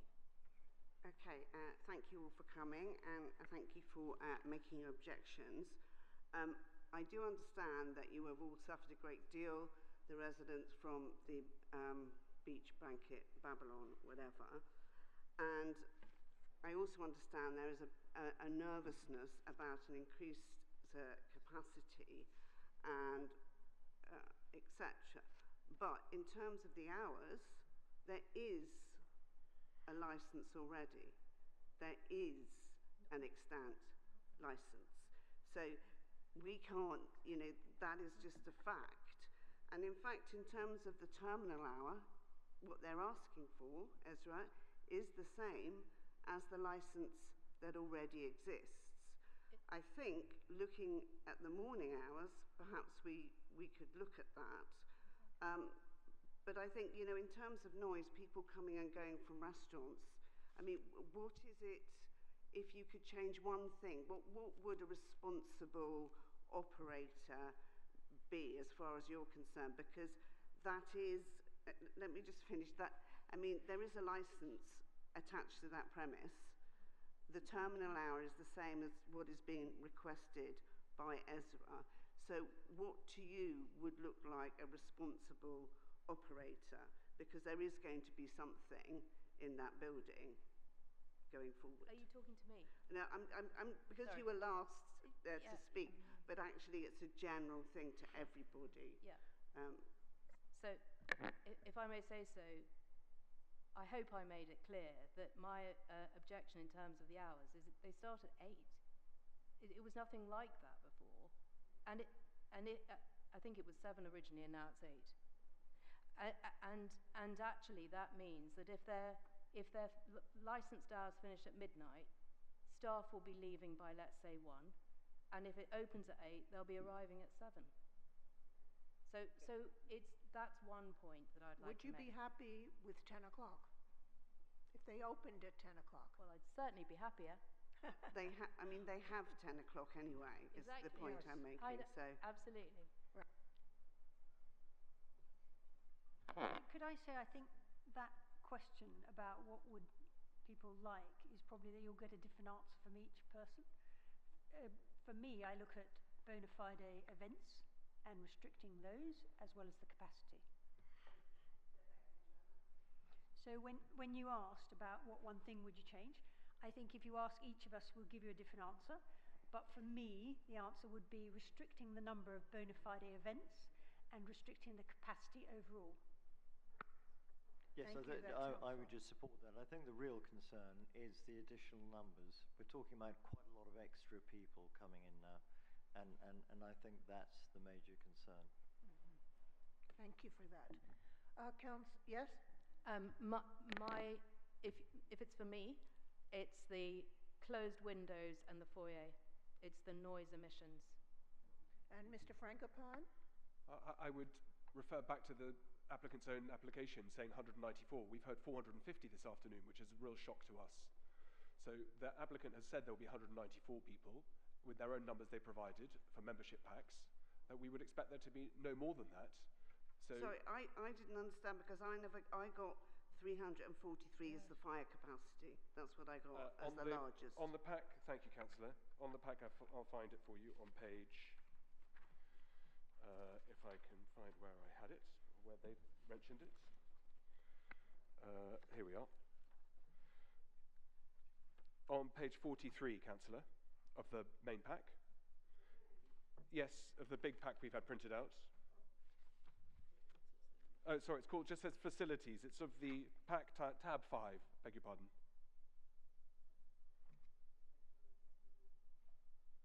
Tab 5, facility, page 43, facilities. The numbers of guests that are included there adds up to 194 maximum. That would be our top line. We've heard 450 today for the fire license. So if a license is given and the operators decide to flood the building with more people than so on, so we would want a number cap. Yeah. And we would want it capped on the numbers not that I would choose. These are numbers we've been provided. I would choose lower. Okay, I understood 343 fire capacity. That's what I wrote down. I think at one stage there was mention of 400 and something, which Mr. was Walsh the total yes. fire capacity, including the basement, staff in the basement, staff on various floors, etc., etc. I think correct me if I'm wrong, but I think that figure was mentioned somewhere in the region of 400 when... No? What was the top line? What was the top number on the fire capacity? You said 454, Mr. Walsh. We can listen back to the transcript if you like. Well, you can. I mean, it was 300. No, that was the Beach Blanket Babylon 10 application for Halloween in 2023. Yeah. These are numbers that the applicant has provided us, has mentioned today, 454. I don't know where that's written down, where that number comes from, but we're obviously extremely concerned that a license is given and then the property is flooded with more noise, more people, and more disturbance. If I said 400 and anything, that was wrong. If I said 400 and anything, and I don't believe I did, but if I did, I apologise, and I got it wrong. But the figures that I provide are the following, and it's a fact. Beach Blanket Babylon, when they applied for the 10, were asked, as is always the case on a 10, for what the capacity would be, and I think their capacity was 350. That's what they So that is the only evidence that we have of what Beach Bank at Babylon were trading to as a capacity. Because Mr. Walsh, what is the fire capacity of the building? Could I finish? Sorry. The fire capacity, and I'm just going to double check by looking round is 343. 343, which includes staff. That's because that's the fire capacity. The position that we have adopted is that if one looks at page 43 of the original bundle and other documents that we have, what we've got there are covers, not necessarily capacity, but they, I think, come to 214.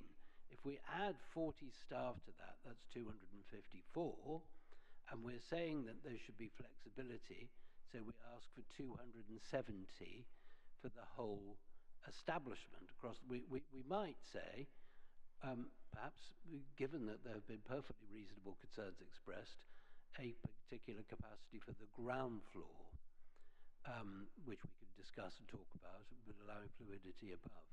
But that figure of 270 is a considerable reduction on the fire capacity and on the only evidence that we have of Beach Bank at Babylon's capacity, which they stated as 350.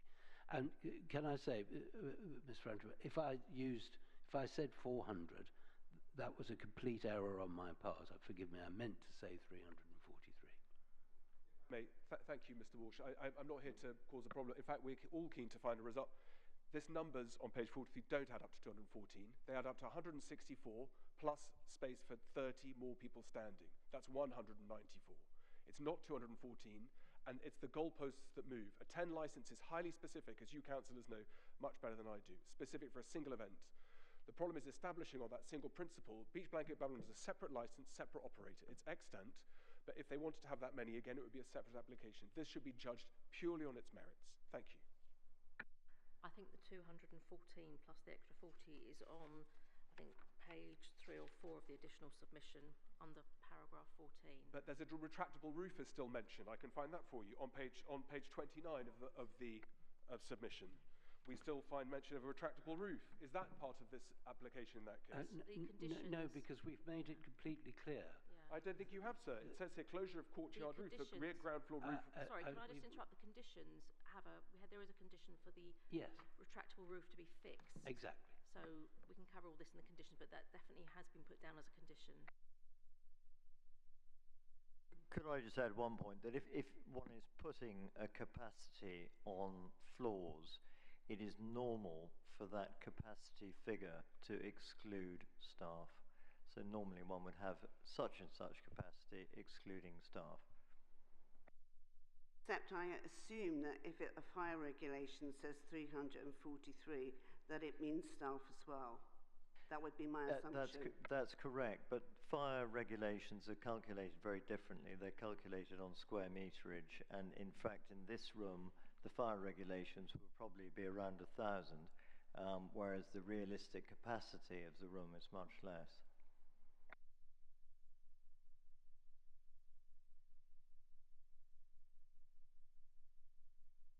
We'll sort this in conditions. I think there's a mix-up because a 10 is used for up to 499 people.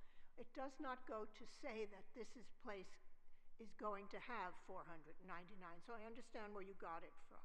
But they are subject to the fire regulations and to us approving a 10. So I don't think you have to worry about that. That number's been raised by the applicant as a benchmark number, and it shouldn't have been raised as a benchmark number because it's an exceptional event. So by saying 343, that makes us concerned that the numbers will not be 194 plus staff, but 214, and then higher numbers repeatedly. So it's about setting a bar that doesn't keep getting moved. And when we find applications that are changed 72 hours before... Why don't we wait to the conditions session, which we're going into shortly. Thank you, Chair. Because then we can debate all of this. Thank you so much. Chair, forgive me, but before you move into the condition section, could I ask for no longer than 5 minutes just to take instructions on some various things that have been, so we know what we're doing. We could all take 5 minutes. And can you also consider times for the front forecourt as well, as part of when you have discussions with your client? Thank you.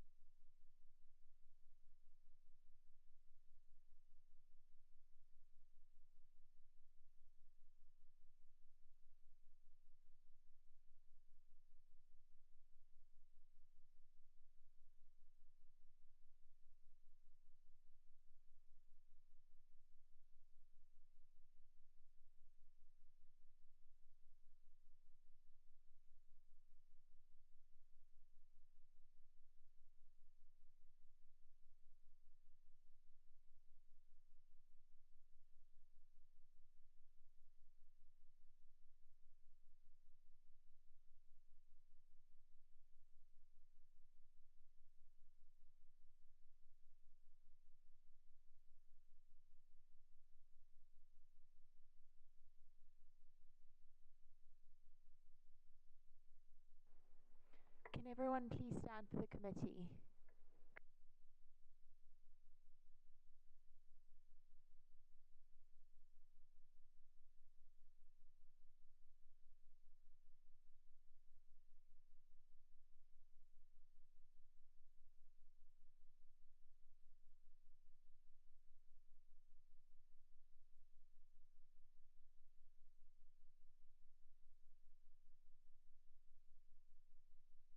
Thank you. So everybody got their ducks in a row here? Yes? Yes? Okay.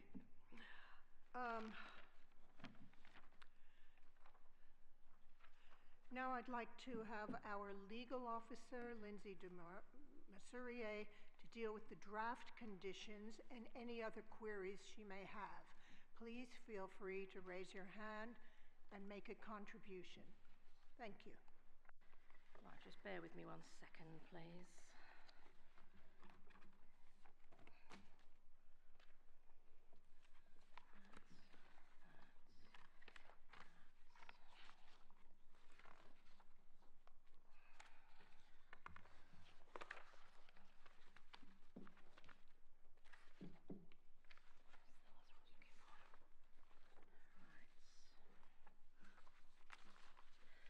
Right, so everybody's received the draft conditions that were circulated yesterday.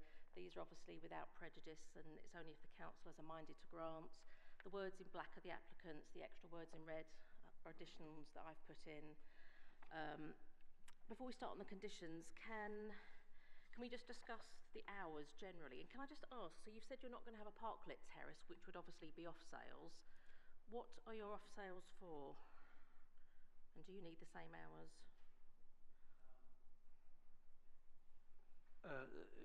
Well, one would normally have off sales for the same hours, but they are expressed, are they not, in the conditions, to be resealed items and taken. So we're not looking off sales for consumption, for example, on the pavement or anything like that. It's for bottles of wine and resealed for members and people in the restaurant to take home with them. That's what we're after, and it's condition 17. Sorry, say that again. Condition 17, did you say? Yeah. Oh right, yes, beg your pardon.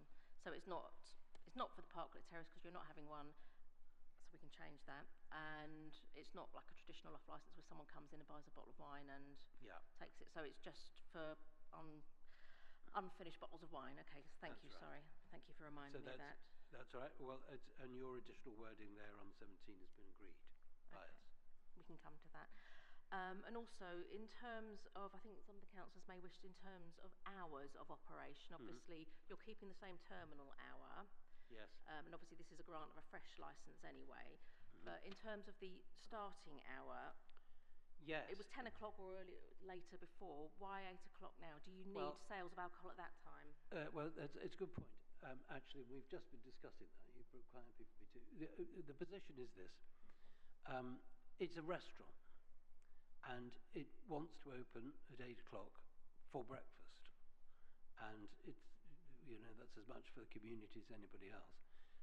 It is not unusual when a restaurant opens, it doesn't matter how early it is, to have the flexibility to be able to serve, I don't know, something like a Bloody Mary or something like that if somebody's asking for it. But if that is a major issue, the important thing is here to be able to open to serve breakfast. But if there is a real concern about the fact that an element of alcohol could be served with breakfast, well, then we'll take that away. As long as we can open for breakfast, that's the point, and we can leave the service of alcohol to 10 a.m. as was previously the case.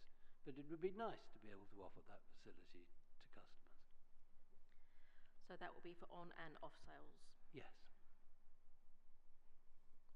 Okay, do the objectors have any comments on that? Well, I would just say you don't need to be licensed at all to serve breakfast, but obviously, to serve a Bloody Mary, you would be. So if they're proposing to start, I think the general concern was about early trading because it meant, as we said earlier, it meant an awful lot of staff arriving at 7 a.m. to start the premises. But I accept to a certain extent, you know, people are entitled to operate without a license. So, well, it's planning matter, but we intend to open at 8 o'clock to serve breakfast. Okay, thank you. And we amend the application to be able to serve alcohol to 10 o'clock if there is a real concern about that. Okay, so I think what I'd like to do is I'd like to discuss condition 1 and 2, and then perhaps capacities, and then we can go on to the rest, because I think it'll all flow from there afterwards. So, condition 1, obviously, you were just wanting the ground floor to be alcohol sales to be restricted to seated customers when drinking alcohol at a table being served by waiter waitress service. If it's a restaurant, why do you object to, or why do you have concerns about me adding in the wording ancillary to a meal as well? Because a restaurant is a place where meals are served. I mean, that's the primary purpose of it. Yep. And it is true to say that the 1964 Act had a thing called a restaurant license, which were converted to the new licenses, which required that the consumption of alcohol should be ancillary to a meal. But in the modern era, there are many restaurant licenses which allow the flexibility, notwithstanding the fact that they are a restaurant, for someone to be able to come in with a group, for example, a family group, somebody who doesn't want to eat but would like to have a glass of wine, would like simply to come in the afternoon and have a glass of wine. It doesn't mean to say that the premises cease to become a restaurant. They very much are, and that's the intention here. So that is why the application is made in the way it is. We say what is really fundamental about it is that all persons must remain seated and should be served at table by a waiter waitress, which is a classic example of a restaurant which certainly would serve food. But we're quite robust about this. It's not a condition that was on the previous license. It's not a condition that was ever on as far as we could tell, on the license for these premises over all those decades. And we're actually firming it up by inviting you to require that people should be served by waiter waitress seated in the restaurant area. And the only people that are exempt from that are the 10 customers at the bar, which itself was reduced from 20, which was previously the case. So that's our simple position about it. Okay, Mr. Browning, can I have your comments? It is fundamental to the operation of the premises. One thing I would just correct is that if 1B proposes to say that anybody attending a pre-booked and bona fide private function would be exempt. I was going to come on to that bit in a second. That means anybody could be standing up. Yeah. They could be standing up having drinks. The reason it's so important is because it changes the nature from somewhere where people are coming to dine in a family environment or whatever into a bar. It is a bar by other means. Sure, everybody's seated and served, but they're still having drinks. And you can have tables of people having loads and loads of drinks and no food at all. And that's a real concern because it legislates to the type of person being attracted to the premises, 1, and what happens when they leave, 2. It's a real problem. And if their intention is to be a restaurant, well, then let's be a restaurant. And let's have a condition to say that if they are going to have a private function, the premises should be closed for that private function. Otherwise, you have a loophole of saying, well, in this little part of the restaurant, we're having a private function where those people are standing having drinks. In this little part of it, we're having another private function. It needs to be a sensible use of it, where you close the premises for a wedding or whatever it might be, but not to have individual private functions wherever you feel like it. So I'm going to split it into the first bit and then the second bit. In terms of the first bit, so effectively you're saying it's a seated bar, but you're saying you want flexibility. What about Mr. Browning's concerns about it just being, people can sit at tables, be served by waiter, waitress service, just drinking all day and not being tied to food? I can't think of very many premises which are completely wet-led, alcohol-led, where they're served by waiter, waitress to table. like that. That is the fundamental nature of it. As far as Maison Estelle is concerned, in Mayfair, do you have a restaurant? Can you? It might help just to hear. Do you want to explain what the position is there? Well, at Maison Estelle, we have four restaurants. And do you have an ancillary condition for any? We do not. But you trade them as legitimate bona fide restaurants. Oh yes, absolutely. Right. Planning. I mean, I know this isn't planning, but nonetheless, restaurant use is a particular planning use. We've applied for restaurant use under planning, and if we were to do what Mr. Browning suggests might possibly happen, which is, you know, is just frankly extraordinary. Nobody's going to do that. But if we did, it would be a breach of planning. So we haven't applied. We've applied for restaurant use because that's the intention. And it is not necessary these days to impose a condition requiring ancillary consumption of all people. It is perfectly proper for flexibility to be Was provided. this raised by the responsible authorities in your discussions? No. In fact, we don't think, until Mr. Browning came up with the idea of it, we don't remember reading anything about a concern expressed in any of the representations. Thank you. Okay, so obviously that's something for the councillors to make a decision on in respect of that part. Yes. I mean, all we would say is if it's a restaurant, it should operate as a restaurant, not a bar.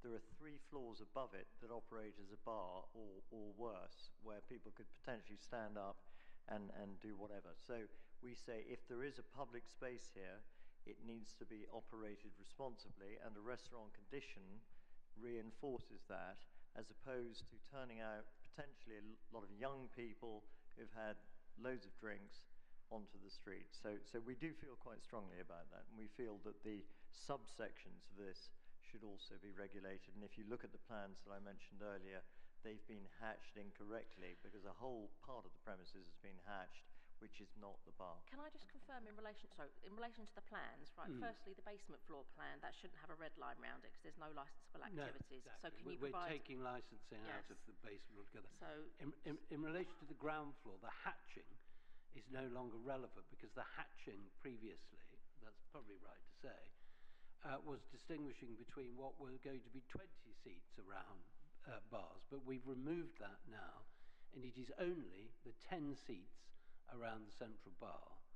And all we're saying there is that the person doesn't have to be served by waiter, waitress, because there are 10 seats at the bar. That's the purpose. And can I just confirm, because I was getting a bit confused when you were talking about the hatching, apart from changing the basement floor plan to take away the red line, are the remaining ground floor, first, second and third floor plans as attached to Appendix B of the application? Let me check. Because there's no hatching. Yeah, so we need some hatching to tie up with the condition as well. Because I couldn't see any hatching on... I know you've got that plan, but where is it? It's not in... Page 50.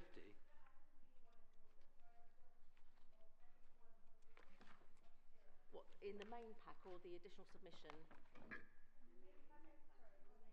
So page 50 of the main pack's just got a green area. These are the plans that I was sent as part of the original submission document. Is that planning plans or is it the licensing plans? Licensing.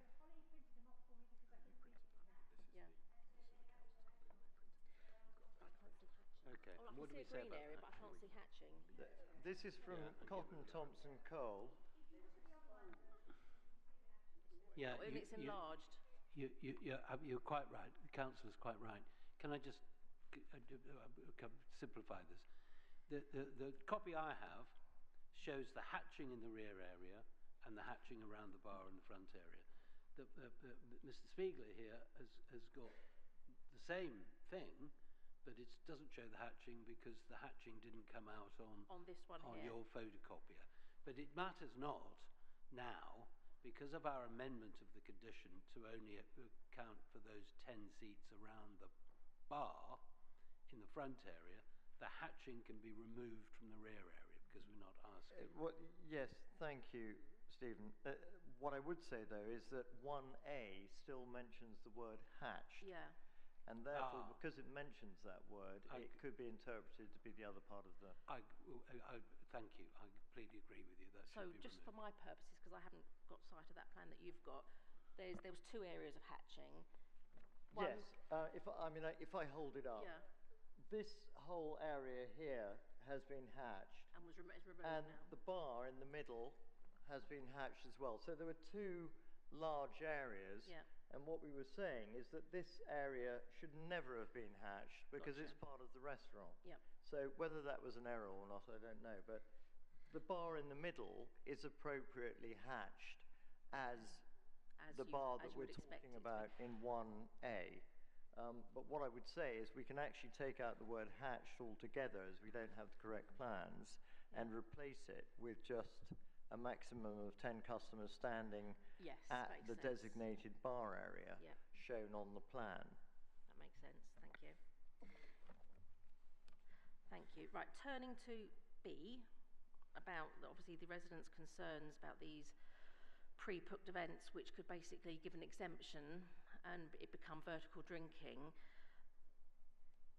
What about limiting the numbers, or what are your suggestions? Our suggestions were that the pre-booked private event should only take place when the premises are closed to the public, so that you don't have a hybrid situation of part of it open with people vertically drinking and other members of the public trying to dine there. So that you basically close the premises for an event. Can I make a comment? Yes, sorry. Yeah, I can understand the logic of if you've got a private event, you can't have the restaurant open to the public. But the 2 higher floors are not open to the public. So I don't see why you couldn't have a private event up there and have the restaurant open. I agree with you entirely, but they're asking for private events on the ground floor. And as this condition only deals with the ground floor, I'm just responding to the fact that, whilst we're... I take your point, Councillor Rossi, you could have private events upstairs, but if they wanted a large one, I do accept that they may want a wedding event, for instance. So it's not it's the partial closure of the restaurant? Yes, I think it should all be closed to make it clear it's a private event, and I think it should be limited in number to, say, 12 events per annum or something. Okay, I'll leave that there. I need some clarity here. When you say partial closing, you mean of the ground floor restaurant? Whole closing, he wants. When you say whole, no, I'd like Yes, what I'm saying is it gets very confusing if you're saying, well, we're going to have an event just in this little corner here where people are standing drinking vodka shots or whatever it might be, and then we're going to have dining in this part of it, and we're going to have a bit of dining here. One should just say, if you want a private event, which would obviously, they'd choose the ground floor because it's a larger event, say a wedding, where they can't accommodate them on the first floor. So they would close it to the public in order to have their event. I don't really see what's unreasonable about that. Have you been in a restaurant that has had a corporate do in one corner and it's open to the public in another corner, the rest of it? I've been in restaurants where they have a segregated part. For instance, there's a place called Sam's Brasserie in Hammersmith. That is segregated off. They have a separate room where they have the corporate event, and it doesn't interfere with the diners. But it doesn't seem that the restaurant is laid out in that way. Okay, thank you. Happens all the time. Happens all the time that within a restaurant or a hospitality venue, that a private booking will be occupying the area over there, while the public remains permitted to be in this part. But we can see that one has to be careful not to micromanage by way of conditions, of course. But we are being reasonable with this, and we can see the point that is made about the ground floor in relation to its use for events. And so I think we've just decided that we're prepared. We may have to put hatching back in here, having just agreed to take it out. That the rear area of the ground floor, separate as it can be seen to be, would be the area that would be used potentially for private, bona fide private booked events, and not the front part of the restaurant.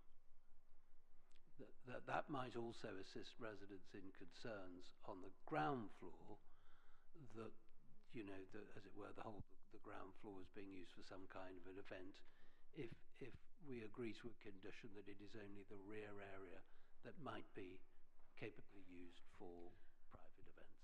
And I'll come back to Mr. Browning in a second. And what about limiting the times or the amount of times? Have you had any conversation on that? Well, not for the first, second and third floors. No. Ground floor. For the ground floor. We did discuss this, and frankly, I can't. We went round the houses. Can I just have 1 minute, just to think? Just while Mr. Walsh is doing that, I think yes, there is a divisible part in the rear of the premises. So I do accept that one could potentially use that, but I still think it's important to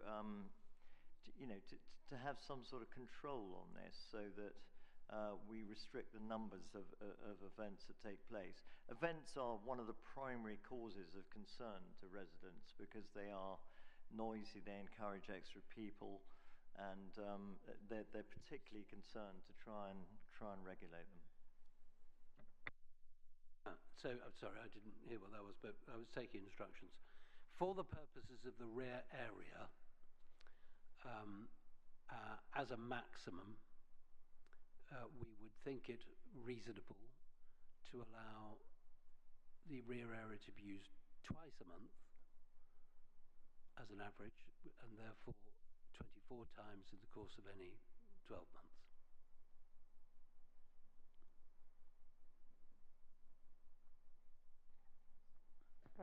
May I say something?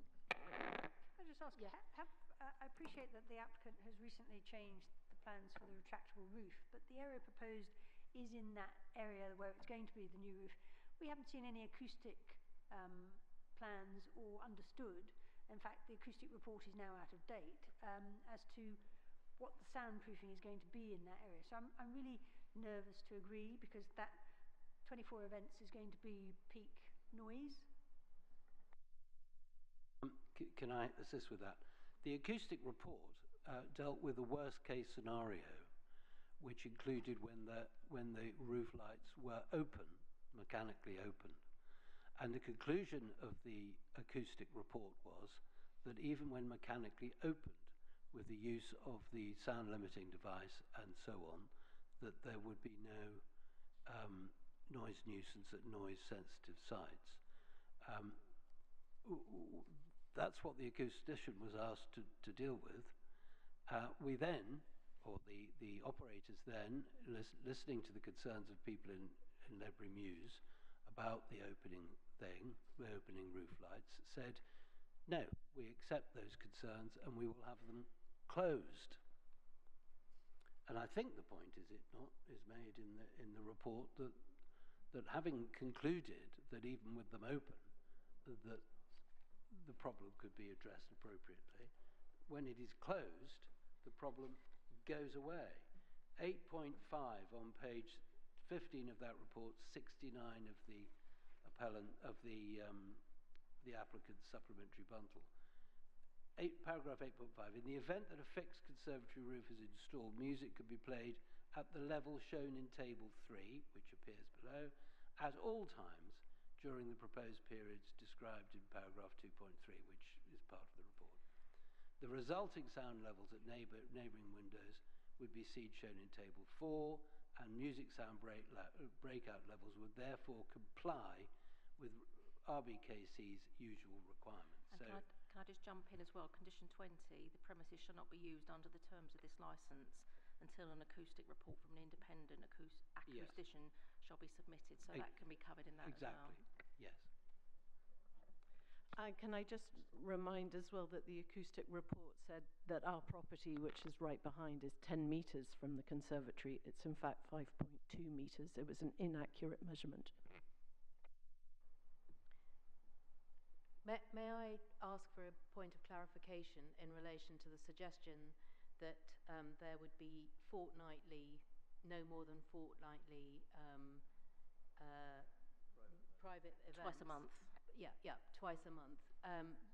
As I understand that, that's only on the ground floor. So that's in addition to any private events that are in the other floors. And in my suggestion is that it's got to be looked at in the round, because if it's as perhaps independently but also cumulatively, because otherwise we're going to be having them every single week, maybe more than weekly. I presume that the events on the upper floors will be member events as opposed to members of the public and members events on the ground floor.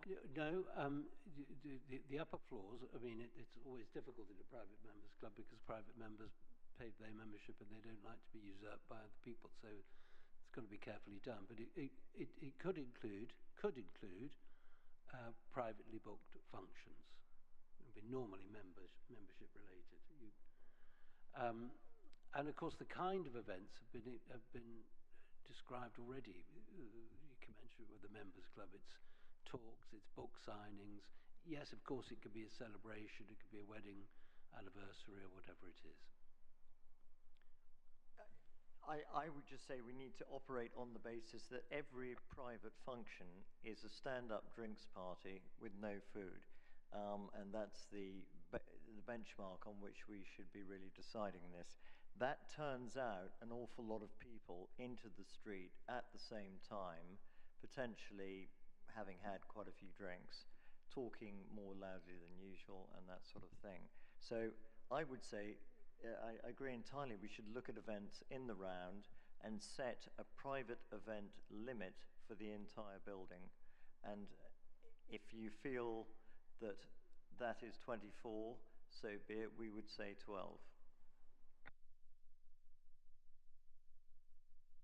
If it's for the entire building at that sort of level, there is no way that a private members club would well, I mean, perhaps I overstate it, but that would be an extraordinary restrictive condition for premises of this kind.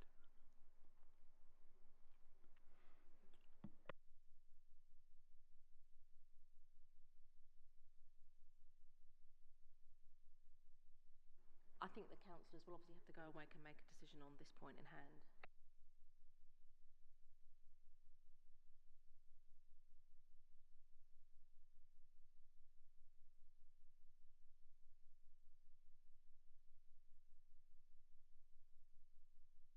Okay, thank you. Could I just ask one more question about that condition about a restaurant?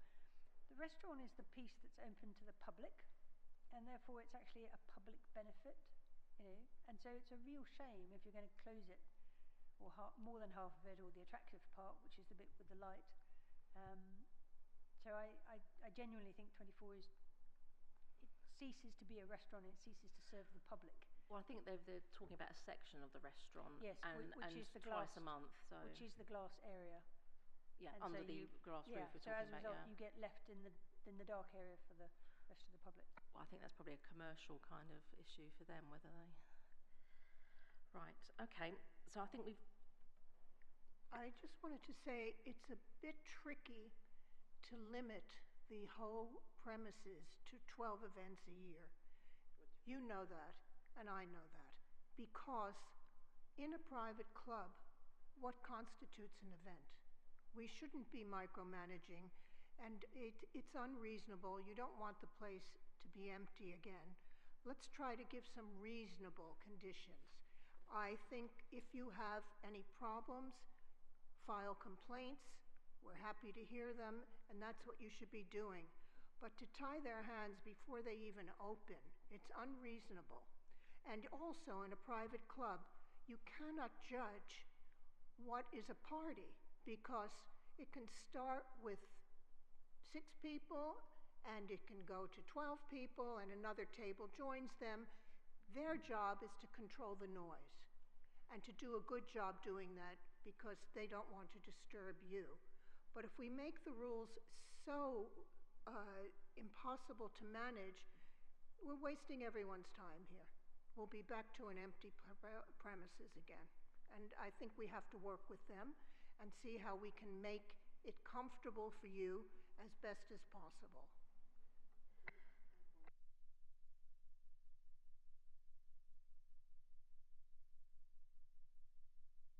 They're not applying to have raves and things like that. It's like private functions. As far as the restaurant is concerned, you can cordon off an area to have a private birthday party. I don't see what the problem is with that. And, you know, higher up, they're saying, you know, book signings, probably lectures and things like that. But I think personally, I think it would be very draconian for us to sort of set out and say, oh, a private club can only have 12 functions a year or whatever.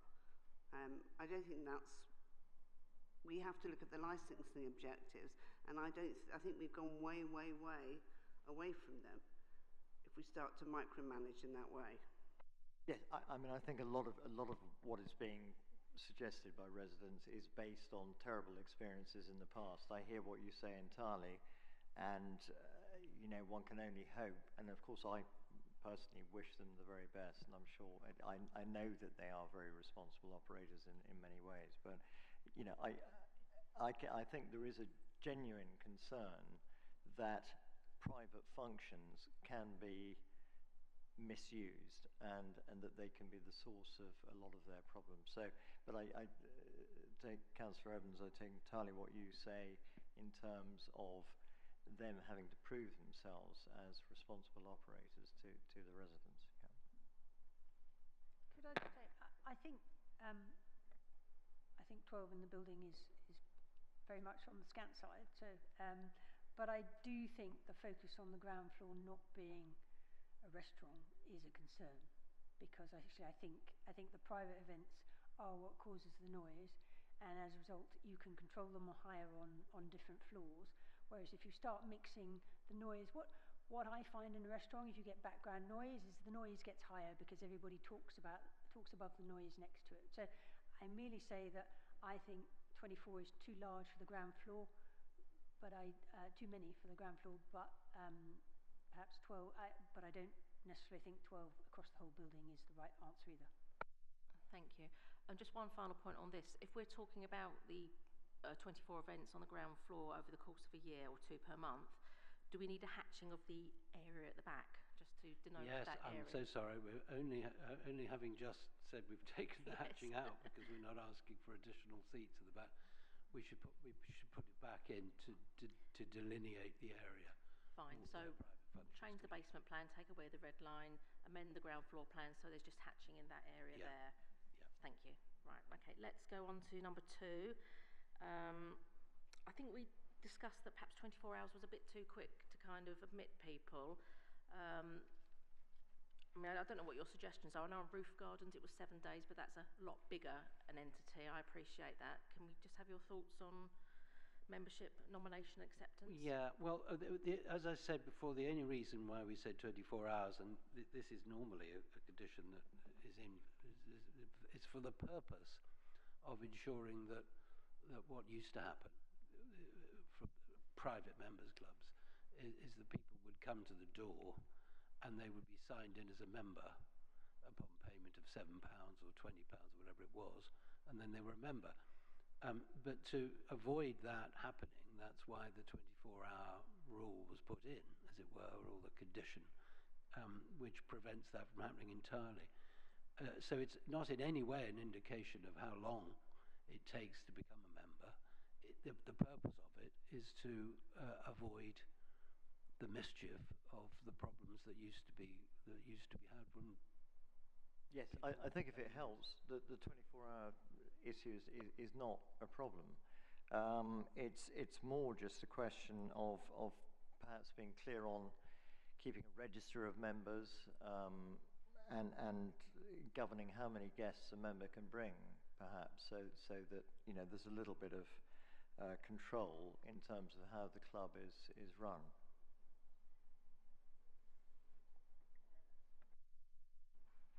So you need like a register of members, okay.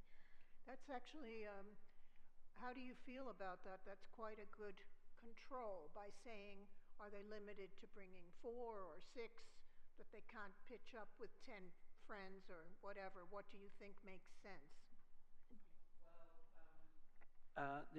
Again, the reality with the private members club, the normal figure, the normal rule with Maison Estelle is 3. Okay. But the management always have a discretion to allow more depending upon the circumstances of the day. But the general position is 3.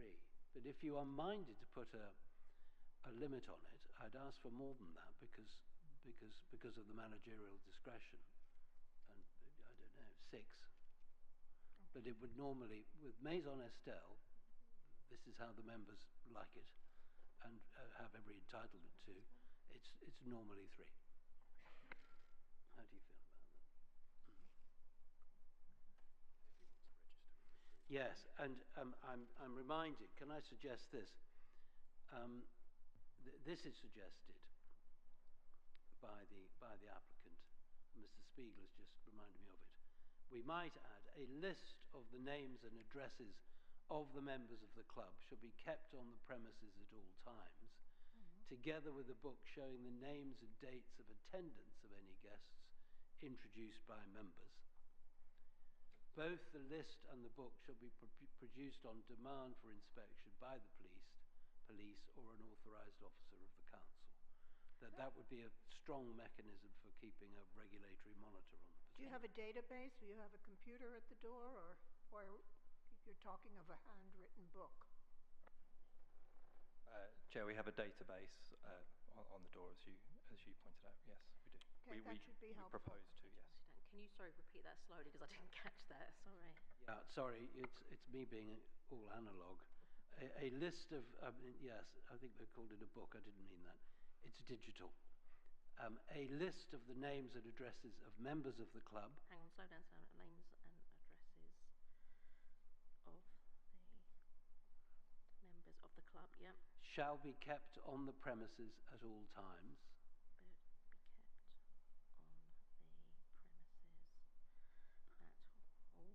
Yep. Together with a, it says book here, but together with or just a list, could be digital. A record of the names and dates of attendance of any guests introduced by members.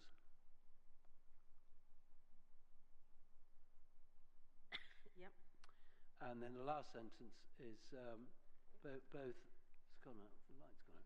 But both the list and the record shall be produced on demand for inspection by the police or an authorised officer of the council. And kept for 12 months? Yes.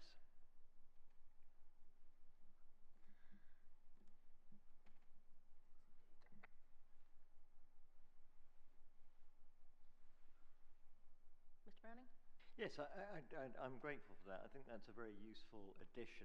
And if there are problems with an excessive number of guests or problems at the premises, it's very easy for the authorities then to check that record, which obviously these days is a digital record, to see who's been coming, how many guests there have been, and where the problems lie. So very helpful. It was one suggested by you, which we adopted. It Mr. was Browning, if I may originally, but it's been modified brilliantly. Thank you.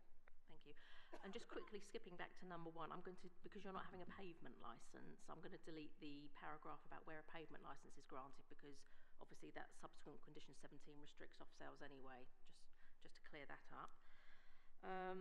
Okay, so I think we've covered number 2. Any more comments on number 2? Thank you. Right, before we go on to number 3. Sorry, have we clarified how many guests we're talking about? There was a difference between 3 and 6, and what, per member, per visit you're talking about? So guests of each member on a particular night, and I think the panel were going to decide what the number should be.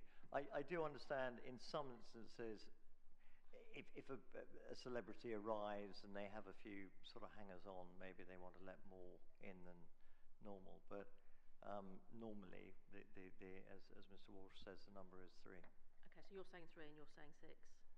And I'm saying Sorry. I'd like to add that it's not necessarily celebrities. People come with their offices on Thursday nights especially. So what number works for both of you? And then we'll discuss it. Well, okay, I'm going to be frank about this, and practical, and living in the real world. The reality is that the rule is 3, but depending on the circumstances, it could be 20. This is the problem with conditioning on operational issues like this. Wouldn't that be a pre-booked party when you have 20? Not necessarily, no. I mean, you know, in reality, I'm not saying this is what happens here, but in reality, at any members club, it is for the membership committee and the committee to decide how many guests should be allowed. The principle being that however many guests they allow, it is the member who is responsible for their behaviour, and subject to things going wrong, there are sanctions, you know, that sort of thing. So I said 6. The reality is it's normally 3, but let's say 10 as a maximum. And we're going to discuss capacity anyway per floor, so that may limit how many people can. I mean, to be honest, we'd rather have 3 with the discretion of the designated premises supervisor to allow more. That would then be recorded in the log that the DPS had authorised a further 17, and if anything happened on that particular night, we'd all know who to blame. Sorry, yeah. Well, we're perfectly happy with that. Or duty manager as opposed to DPS. May I say something? I'm afraid I have to leave. I mean no disrespect to the process or the panel or the committee. You know which are the conditions that I'm particularly interested in, and I would be very grateful if you would bear them in mind when you're considering the conditions that relate to the submissions that I've made. Thank you very much. I'm sorry I have to leave. Thank you for coming. Thank you. That there was a discussion about precisely, that it's only fair that Mrs. Porter knows. In relation to the windows, which she asked to be kept closed, you will have heard, I'm sorry jumping ahead, but it is on the conditions, you will have heard us say that it's being fully air conditioned, and that in ordinary circumstances the windows wouldn't be opened anywhere. What we're prepared to, I mean we may have to debate it later, but just so you know, to say is that the windows should remain closed and shouldn't be opened without reasonable excuse.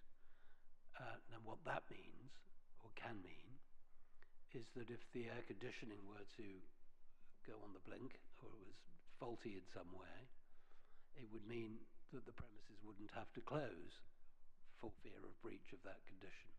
There are any number of reasons why it might not, but that's about as far as we can go with that. And the second, we were asked in relation to the use of the exterior by Mrs. Porter to come back to 9 o'clock from 10:30. The reality is it's a restaurant, and the idea is one needs to try and get 2 sittings in an evening, so it is a restaurant like that. But we can exceed to 10 p.m. from 10:30 as a reduction. That's as far as to vacate the forecourt you're talking about. And it's not everything that was asked for, but that's just letting you know where we go. The foyer is another thing, but sorry, can I raise a point there? I think any number of excuses can be found to open a window. It could be anything from it's uncomfortably hot in here, to our air conditioning has failed, to something else is causing a lot of heat. I really don't think that that's good enough. Very well. I recall at another licensing committee, when this exact argument came up with Gold, the then chair said, well, you need to get your air conditioning regularly serviced, sir.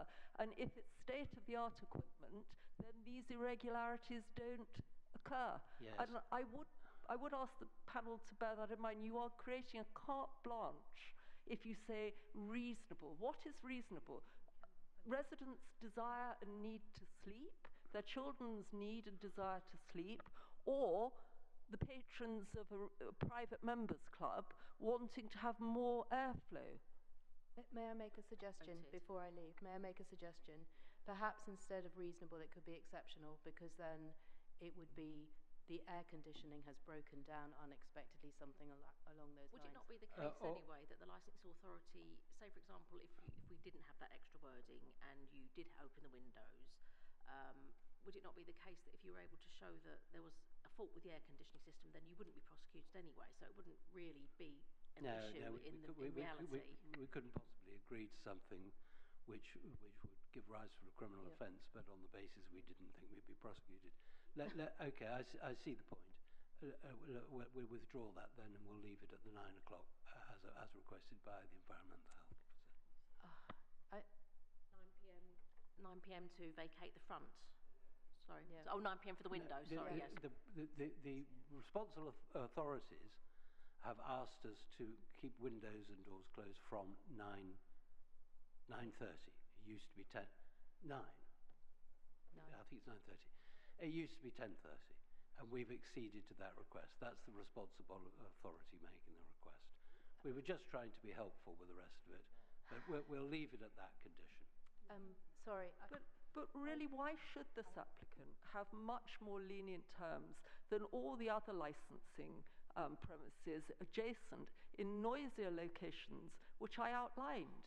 There is no reason. If they have adequate air conditioning, then they don't need to have any open windows or doors at all. Could I just ask, could you have the windows closed, but a carve-out subject to mechanical failure, and then separately a condition which you'll usually see on planning, which is to keep maintain mechanical equipment, service it regularly. That's standard in planning. Well, that will be on the planning consent. I would have thought anything to do with maintaining the windows. Well, I was trying to give them the reason it's closed, the reason it's open is because it's a mechanical failure. And how do we want to word it? Because there could be a medical reason to open the windows. People can faint. People can be there could be a diabetic who passes out. There are situations. So how do we give them that flexibility? Can we include a medical condition, please, or a medical emergency? I think we need to. The problem with conditions, they need to be very clear. Otherwise, you start getting really woolly, and then there's loads of kind of what ifs and get out clauses. I think at the end of the day, you need a clear condition. You've said you'll agree to being the 9 p.m. which is what the responsible authorities asked for, and obviously, if it is open for another reason and they're able to prove the justification for it, then there isn't going to be, a prosecution or any kind of enforcement action taken. That's the reality on the ground. And please put that in your logbook, the reason that you had to open the window. Would you agree to that? Well, yes, No. I think this is condition 10. No, we absolutely wouldn't, because I don't see why other licensed premises are refused the right to have open doors and windows, and an exception is being made for a premises in a quieter location on a much larger scale. It seems to me very unfair on the other premises in which this restriction has been placed. I think that licensing should be consistent. It's not an if the responsible authorities are saying 9 o'clock, then it's not an exception. That's what they're asking for. But the responsible authority here is your good selves. And I really don't think that allowing windows to be open till 9 o'clock is a good idea. That's fine, but we take, we pay attention to what our environmental health people tell us and all the rest of it, and the police, so we have to take note, even though we are the decision takers here. Right, okay. Are we ready? Sorry, did you want to say something before we move on to capacity? I was just going to say, I thought my understanding was that the front part of the premises, everyone's concerned obviously about the windows opening onto the sort of external terrace. My understanding is that those are fixed shut anyway, except obviously in the case of emergency. There's a door on the left-hand side, which was the old entrance to Beach Blanket Babylon, is now a fire escape. There's two little windows on the side of the main door which are fixed closed, and there's one sash window in the middle which could be opened, but my understanding is that the management are not going to open it. Is that right? Yes, that's correct. Right. So it seems to me that everything's closed anyway, and that there's an enforcement condition after 9 p.m. So I would say that's satisfactory for the residents. That is the position. Thank you. Thank you. So I mean, if I can help, just moving on to sort of move through these conditions and say which we don't have a problem with. 3, I think, is absolutely fine. 4 is about CCTV. I haven't got a problem with that. 5, well, you've heard our submissions on door supervisors. The other side say they would like to risk assess door supervisors. We say that we have a concern with 240-odd people in the premises that on Thursday, Friday, Saturday, the busier nights, there should be a second door supervisor, but that's a matter for the panel to consider. Can I just jump in? Obviously we had that break. Were there any other concessions that you might want to jump in here? I mean, have you discussed SIA or anything like that that would reflect? I haven't discussed the door supervisors, but I'm going to try and whiz through all the things that are agreed, like incident logs and all that sort of business, just to speed it along for you. So we can come back to number 5. That's the door supervisors. The incident log, no problems. Number 7 is about amplified music, and we'd also just like the extra assurance that there won't be any external speakers, i.e. speakers projecting onto the external area for dining. Number 8, a dispersal policy, which we'd like to see the same policy as used for Gold, another premises nearby, which has a very robust dispersal policy. Moving on, the front forecourt area shall be clear of all customers after. Now I see in brackets a time. I think that there was a call by residents for 9:30, and I think that was mentioned in previous correspondence. I see in brackets there's a different time. So this I think number 9 here needs to be discussed. Also the numbers of smokers. It's currently mentioned as 6. I think we talked about 4. We also talked about staff smoking in the same area as guests. So that's number 9. Number 10 we've just discussed, and I think that is, we'll move on from that. That's about the windows. Number 11, deliveries. Again, I think some residents would like to comment on that, as well as refuse, which is the other thorny subject. My understanding is that these premises will have a bottle crusher and a waste compactor inside, so that if, for instance, you had, let's say, a very busy night with 150 bags of rubbish, would your compactors be able to compact that amount of rubbish without putting it on the street? Nothing will be left on the street. It will all be retained within the premises, and when refuse is collected, it will be collected directly from the hoist. I'm not sure what the position is about compacting, but that is. And will you be using RBKC or will you be using private? I think we're going to use private. We're going to use private. The Royal Borough's waste collection is at a point in the afternoon, but also at 11:35 p.m. And in order to comply with a condition which we've agreed, then it will have to be private contractors. I think there is a lot of concern about the collection times. I mean, hopefully this is a sort of point where management can work with residents to arrive at sensible timings. And this has been very carefully considered. I think Mr. Cougar can explain the position, so it would help. Thank you. And yes, Ms. Browning, we're very keen to listen to local residents on this point. You know, we appreciate we're we're new to the street and very, very keen to work with local residents to ensure that it works for everybody. As Stephen said, we intend to work with a private contractor, somebody that we work with at the moment at Maison Estelle. They're a very reputable, family-run business. We have a very good and long-standing relationship with them, and they work to the conditions that we impose upon them that are, of course, imposed upon us. Great. Well, what I would suggest is that we have a meeting between yourselves and the residents to try and work out the best timing possible. But in the meantime, I think we've got 11 p.m. to 8 a.m. no collections. But if we can sort something out that works for everybody, that would be great.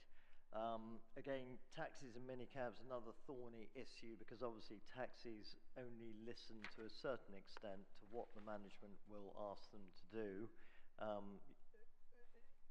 Minicab drivers less so, but this is something, again, that needs to be worked out really between management and the residents. I would ask, that management really take heed of these taxi problems, because they are one of the big issues that cause concern, with engines running and car doors slamming late at night, and taxi drivers really not caring about the residents at all. I know there's only a limited amount that a premises can do, but we welcome the condition that they will make every effort to move taxis away from the residential areas.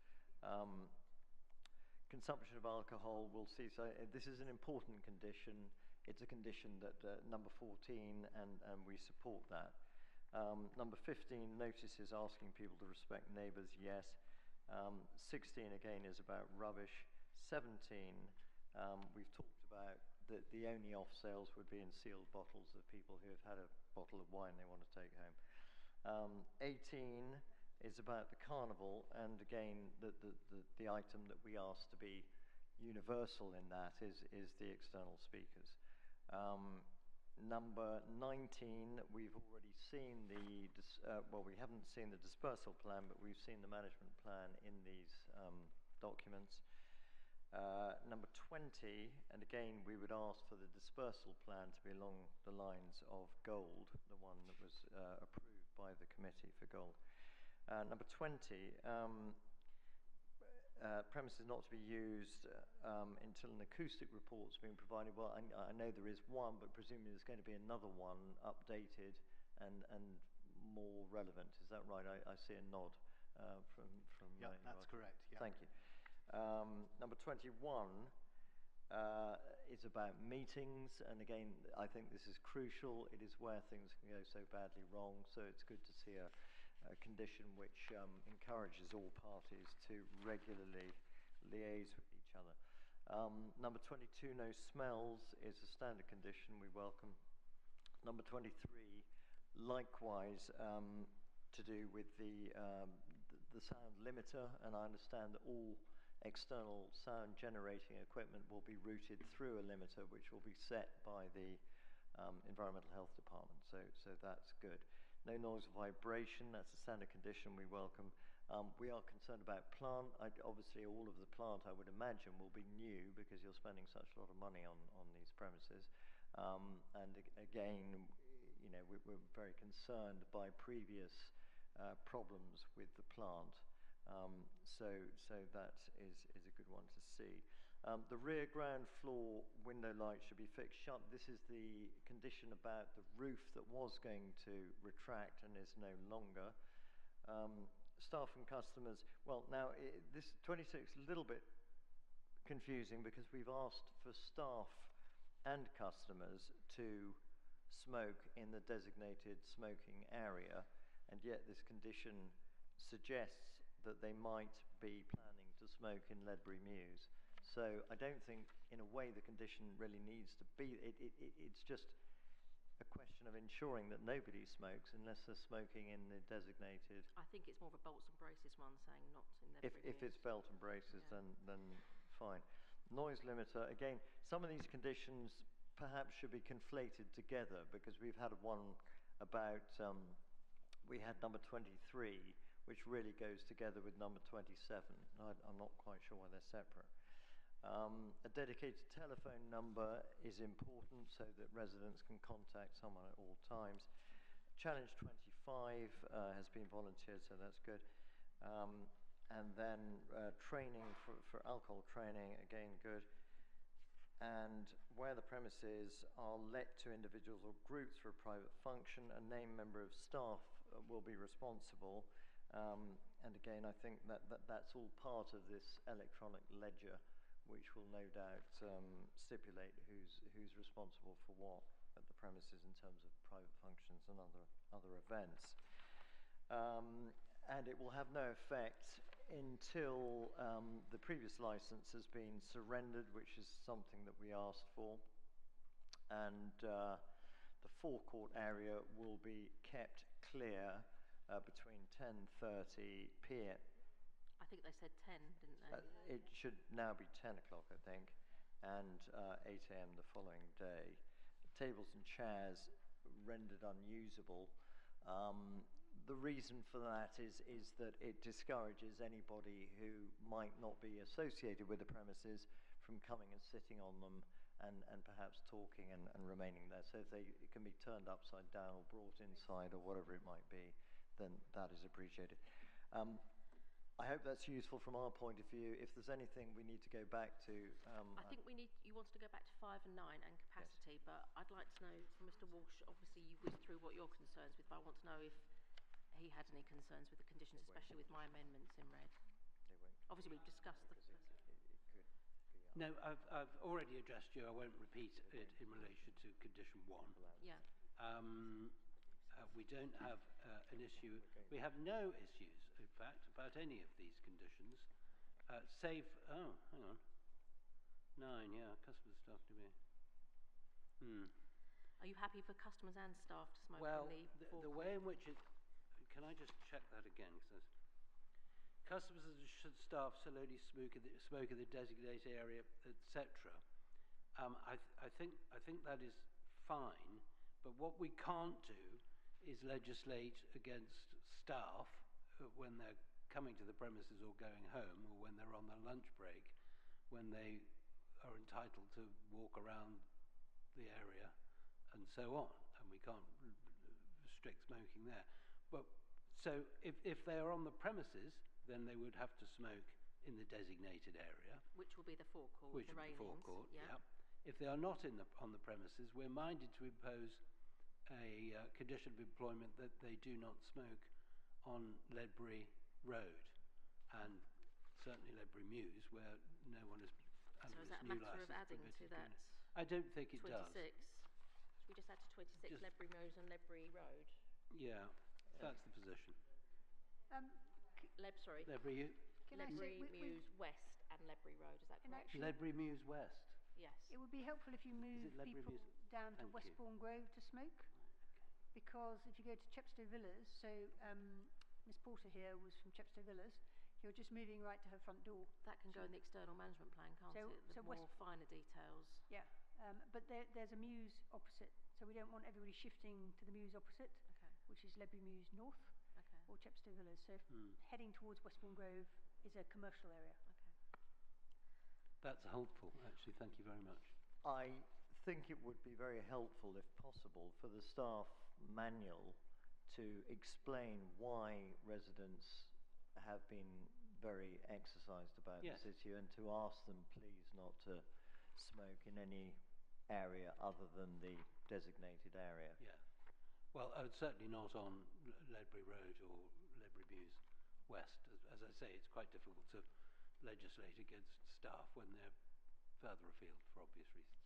Are you able to tell your staff not to loiter outside of the premises? Oh, certainly, yes. Because that happens when I go around at night, I see that. They should leave the premises and go to where they have to go. Just get off of the Ledbury Road, please. Yeah, absolutely, Chair. That's what we will do. Not only that, in relation to the at least twice-a-year meetings we suggest with the ward councillors and the residents, we'll be in a position to show them the employee manual or the terms and conditions so that they Thank you. can see what It's very important that they understand Yes, how important it is to the residents that they just go. yes, absolutely. Thank you. Certainly. Were there any other comments on any other of the red wording that I've put in? So you're happy with all the other red words, because otherwise I'll assume that you are. I have nothing else to say on this. Okay. Sorry, I've got one. There we are. I think we're almost there, apart from, I mean, in summary, it looks as though a decision needs to be made on 1, 2, and 5. Otherwise, I think we're in agreement on nearly everything. Number 5 is simply the door supervisors. Just to recap that, we say 1 is too few on Thursday, Friday, Saturday, the busy nights. The venue says we need to risk assess it.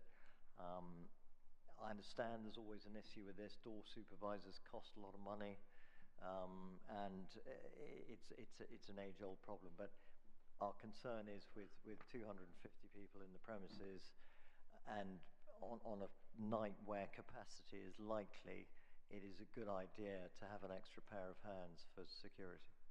Sorry, could I just ask, have we considered whether bona fide events, if they reach a certain capacity, need an extra door supervisor? If they're not on a night, we're suggesting a second one. I think after we've just considered the SIA element, perhaps we'll talk about capacity on the floors and perhaps in terms of events. Mr. Walsh?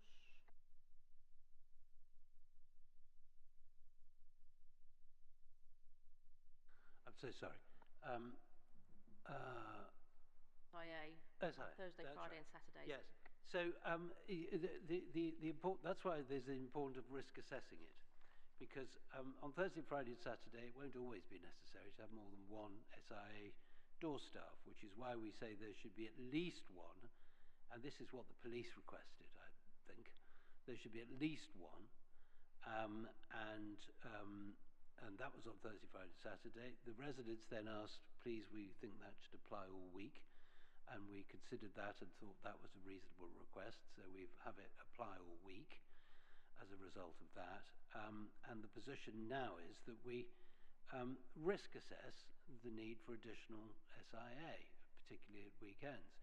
And that risk assessment, of course, would include circumstances in which, for example, a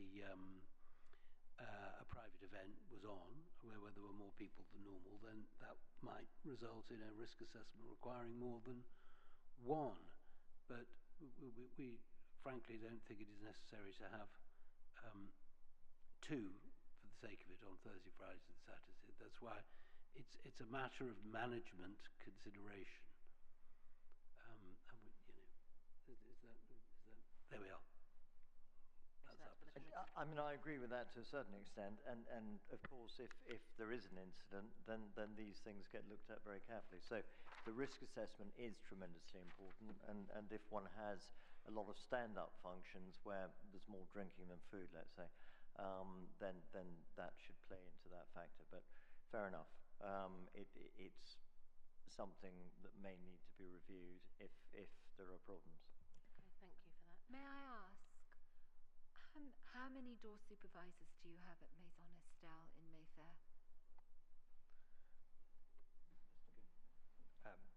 Thank you for the question. We have at least 2 at any given time, and I think it's actually important as well to raise the point that the door supervisors are actually employed directly by us. They're not agency workers, so this is by no means a commercial decision, and the number of £60 an hour is actually way and above what would be paid by us directly as the employer.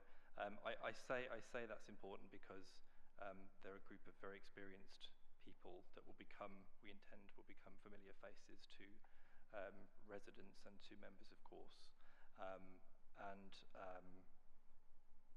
people who will, of course, abide by the conditions that we put in place as direct employees of ourselves. What is just as a matter of interest, because it's relevant, what's the capacity of Maison Estelle in Grafton Street? The capacity of... I'm sorry.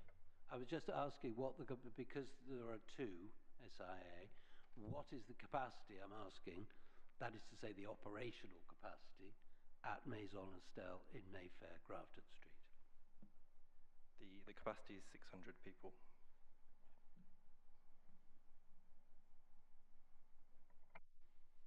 Turning to capacity, I think you've mentioned 270 as a global figure. Are you happy to have that as a condition on the licence, a global 270, and what about per floor? Yes, if it would help. Yes, 270 is the figure. That's including staff.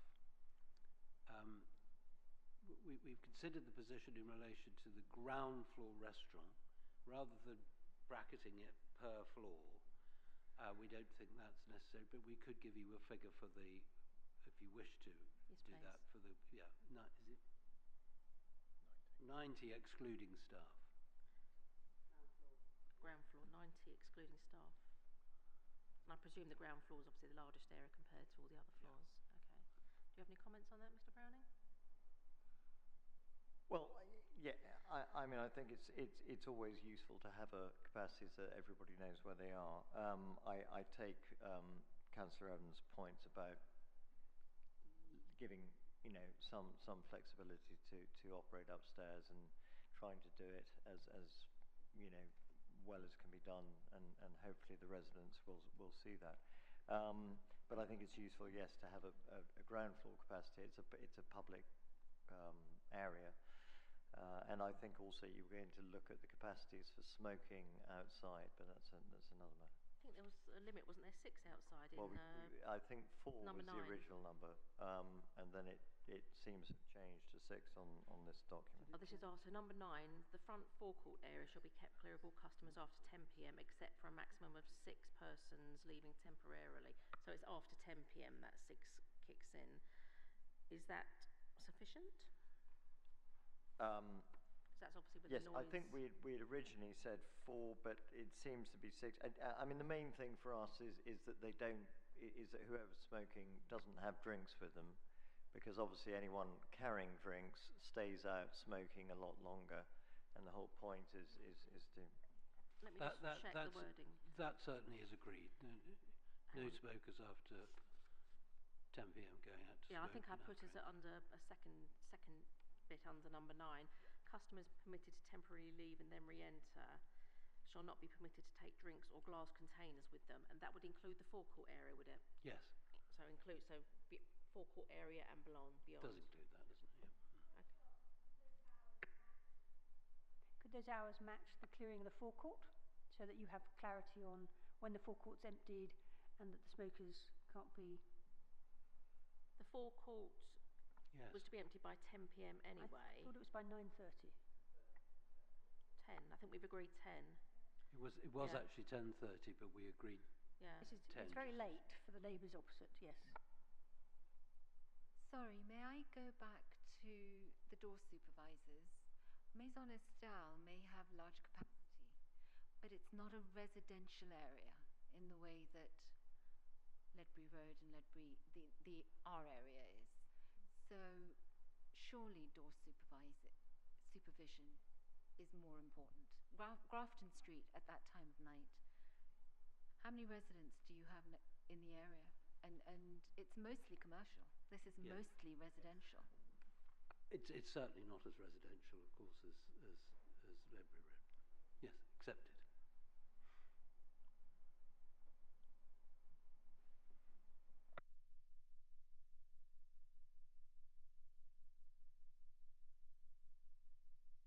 Could I just clarify, could we actually put an express clause in here that this licence won't cover a parklet?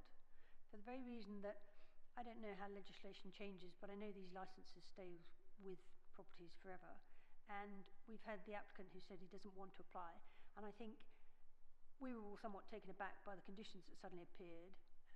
And actually, I think if they do want to apply for a parklet and they have a change of heart, that ought to come back to this committee for a general debate. Parklet terraces under the Business and Planning Act, so we can't really restrict them in terms of what they may do in the future. But there is a there is a restriction on off sale. So say, for example, if they did get a parklet terrace, whilst they could serve food during dereg hours, they wouldn't be able to have off sales in there because we've excluded it by the condition, haven't we? So, but I think that subtlety is lost on residents, and we've seen how Beach Blanket Babylon played at the edges. I appreciate that the license for a parklet is granted under a piece of different legislation, but the alcohol and the serving of alcohol comes through this.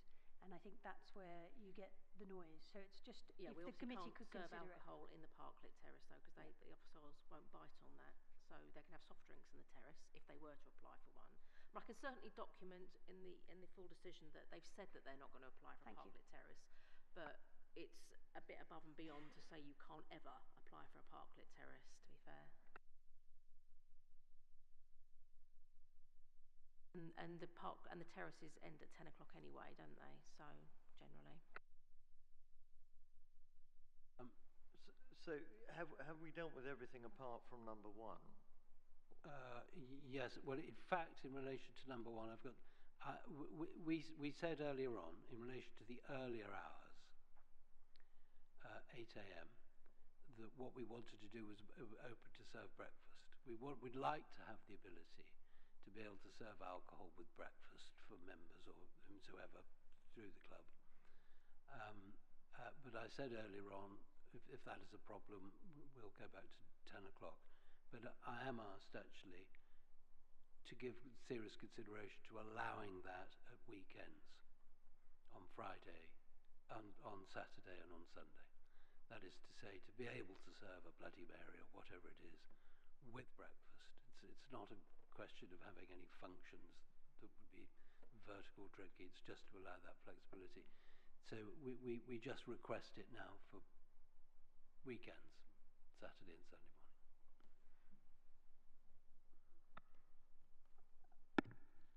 I think that's really problematical. Weekends are when residents actually want to have some quiet time. And if you're going to license people to come on a Sunday, you are going to attract people who've been drinking all night on Sunday and just want to top up again in the morning. We have that on board, don't worry. I'm wondering who you think is going to come at 8 o'clock in the morning for breakfast with no alcohol. With or without alcohol. Why are you opening up at 8 on a weekend? Well, it's very. You're not a or I'm just curious. We feel that it's very befitting of the concept in that it's a neighbourhood restaurant, and we'd like to offer a breakfast service as an amenity to the neighbourhood, and of course to the membership, many of whom we expect will live in the neighbourhood. But you can still offer breakfast without alcohol, though, can't you? It's not stopping you serving breakfast. It's just you'd like the alcohol on the Friday, Saturday, and Sunday to complement the breakfast, is what you're asking. Yeah. That could be made ancillary, actually.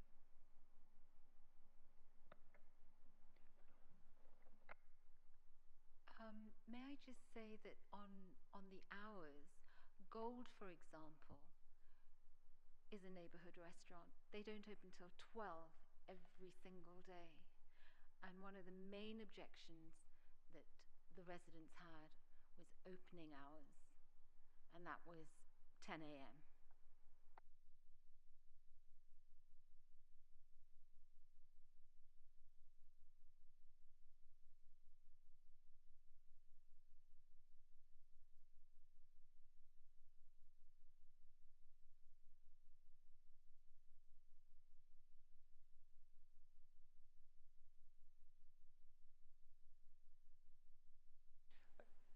I would just say there is very strong feeling about the early service of alcohol, and in fact the residents would far prefer to see 10 a.m. And secondly, there was a slight sort of reference there to, that could be ancillary, which begs the question, have we decided about restaurant conditions? Because our submission is that everything on the ground floor, bar A and B, should be a restaurant. I think the councils were going to go away and decide at that point. They've heard both sides, and it was for them to decide whether to add the food element to it. I wasn't sure if it had been. I'm going to ask you a very cheeky question, but would you consider not opening till 10 and 10 o'clock you can start having your alcohol or whatever, but to give the residents a break and let them have some sleep on the weekends? If you want to discuss it, please do. That's such a fundamental part of this offering, the ability to open for breakfast. I mean, it is a planning issue, of course. I mean, planning would have the power to restrict opening hours, whereas the licensing authority doesn't, obviously, for the purposes of operating as a provision of breakfast. It's just the service of alcohol.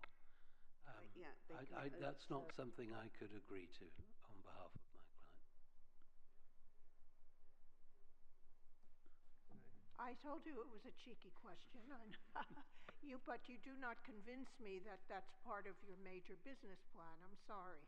I've been in catering and hospitality for 25 years, and I think if you could let it go, having an 8 o'clock breakfast, but 10 o'clock on weekends with alcohol, I think it's a much better business model. Would you be happy with that? I think we would, yes, and also it would. A lot of concessions have been made on both sides here, so I think it would be a sort of useful way of going forward and trying to cement the future relationship. How do you feel about that? Do you want to talk to your people? It's the sort of thing that I would have to take instructions here. I'd have to take instructions beyond the people who are here. Can we give you 5 minutes to think about that? Yes, of course. I think it would really show goodwill to the residents. I understand. I've got a young daughter, and I know for myself I would never go out for breakfast on a weekend unless you were out on the whole night long. So you're quite right. Who goes out at 8 o'clock in this borough? Well, I can think of some people, but there we are. Okay, I'll take instructions.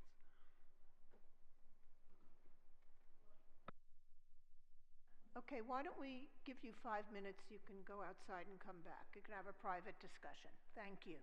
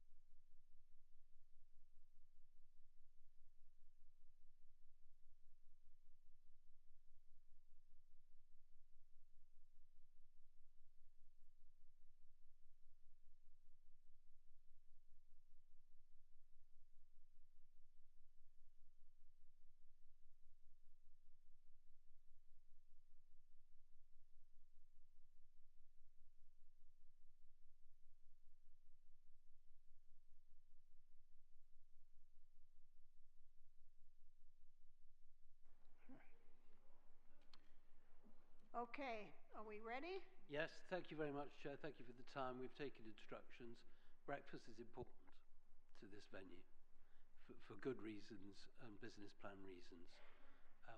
And of course, that's a matter which will be no doubt taken up in planning because it's a relevant matter for everything else. Fair enough. So, anything else?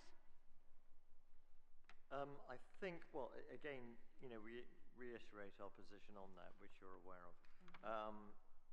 I think we've dealt with all the various conditions. I don't think there were any outstanding points apart from the ones that you needed to discuss amongst yourselves and consider.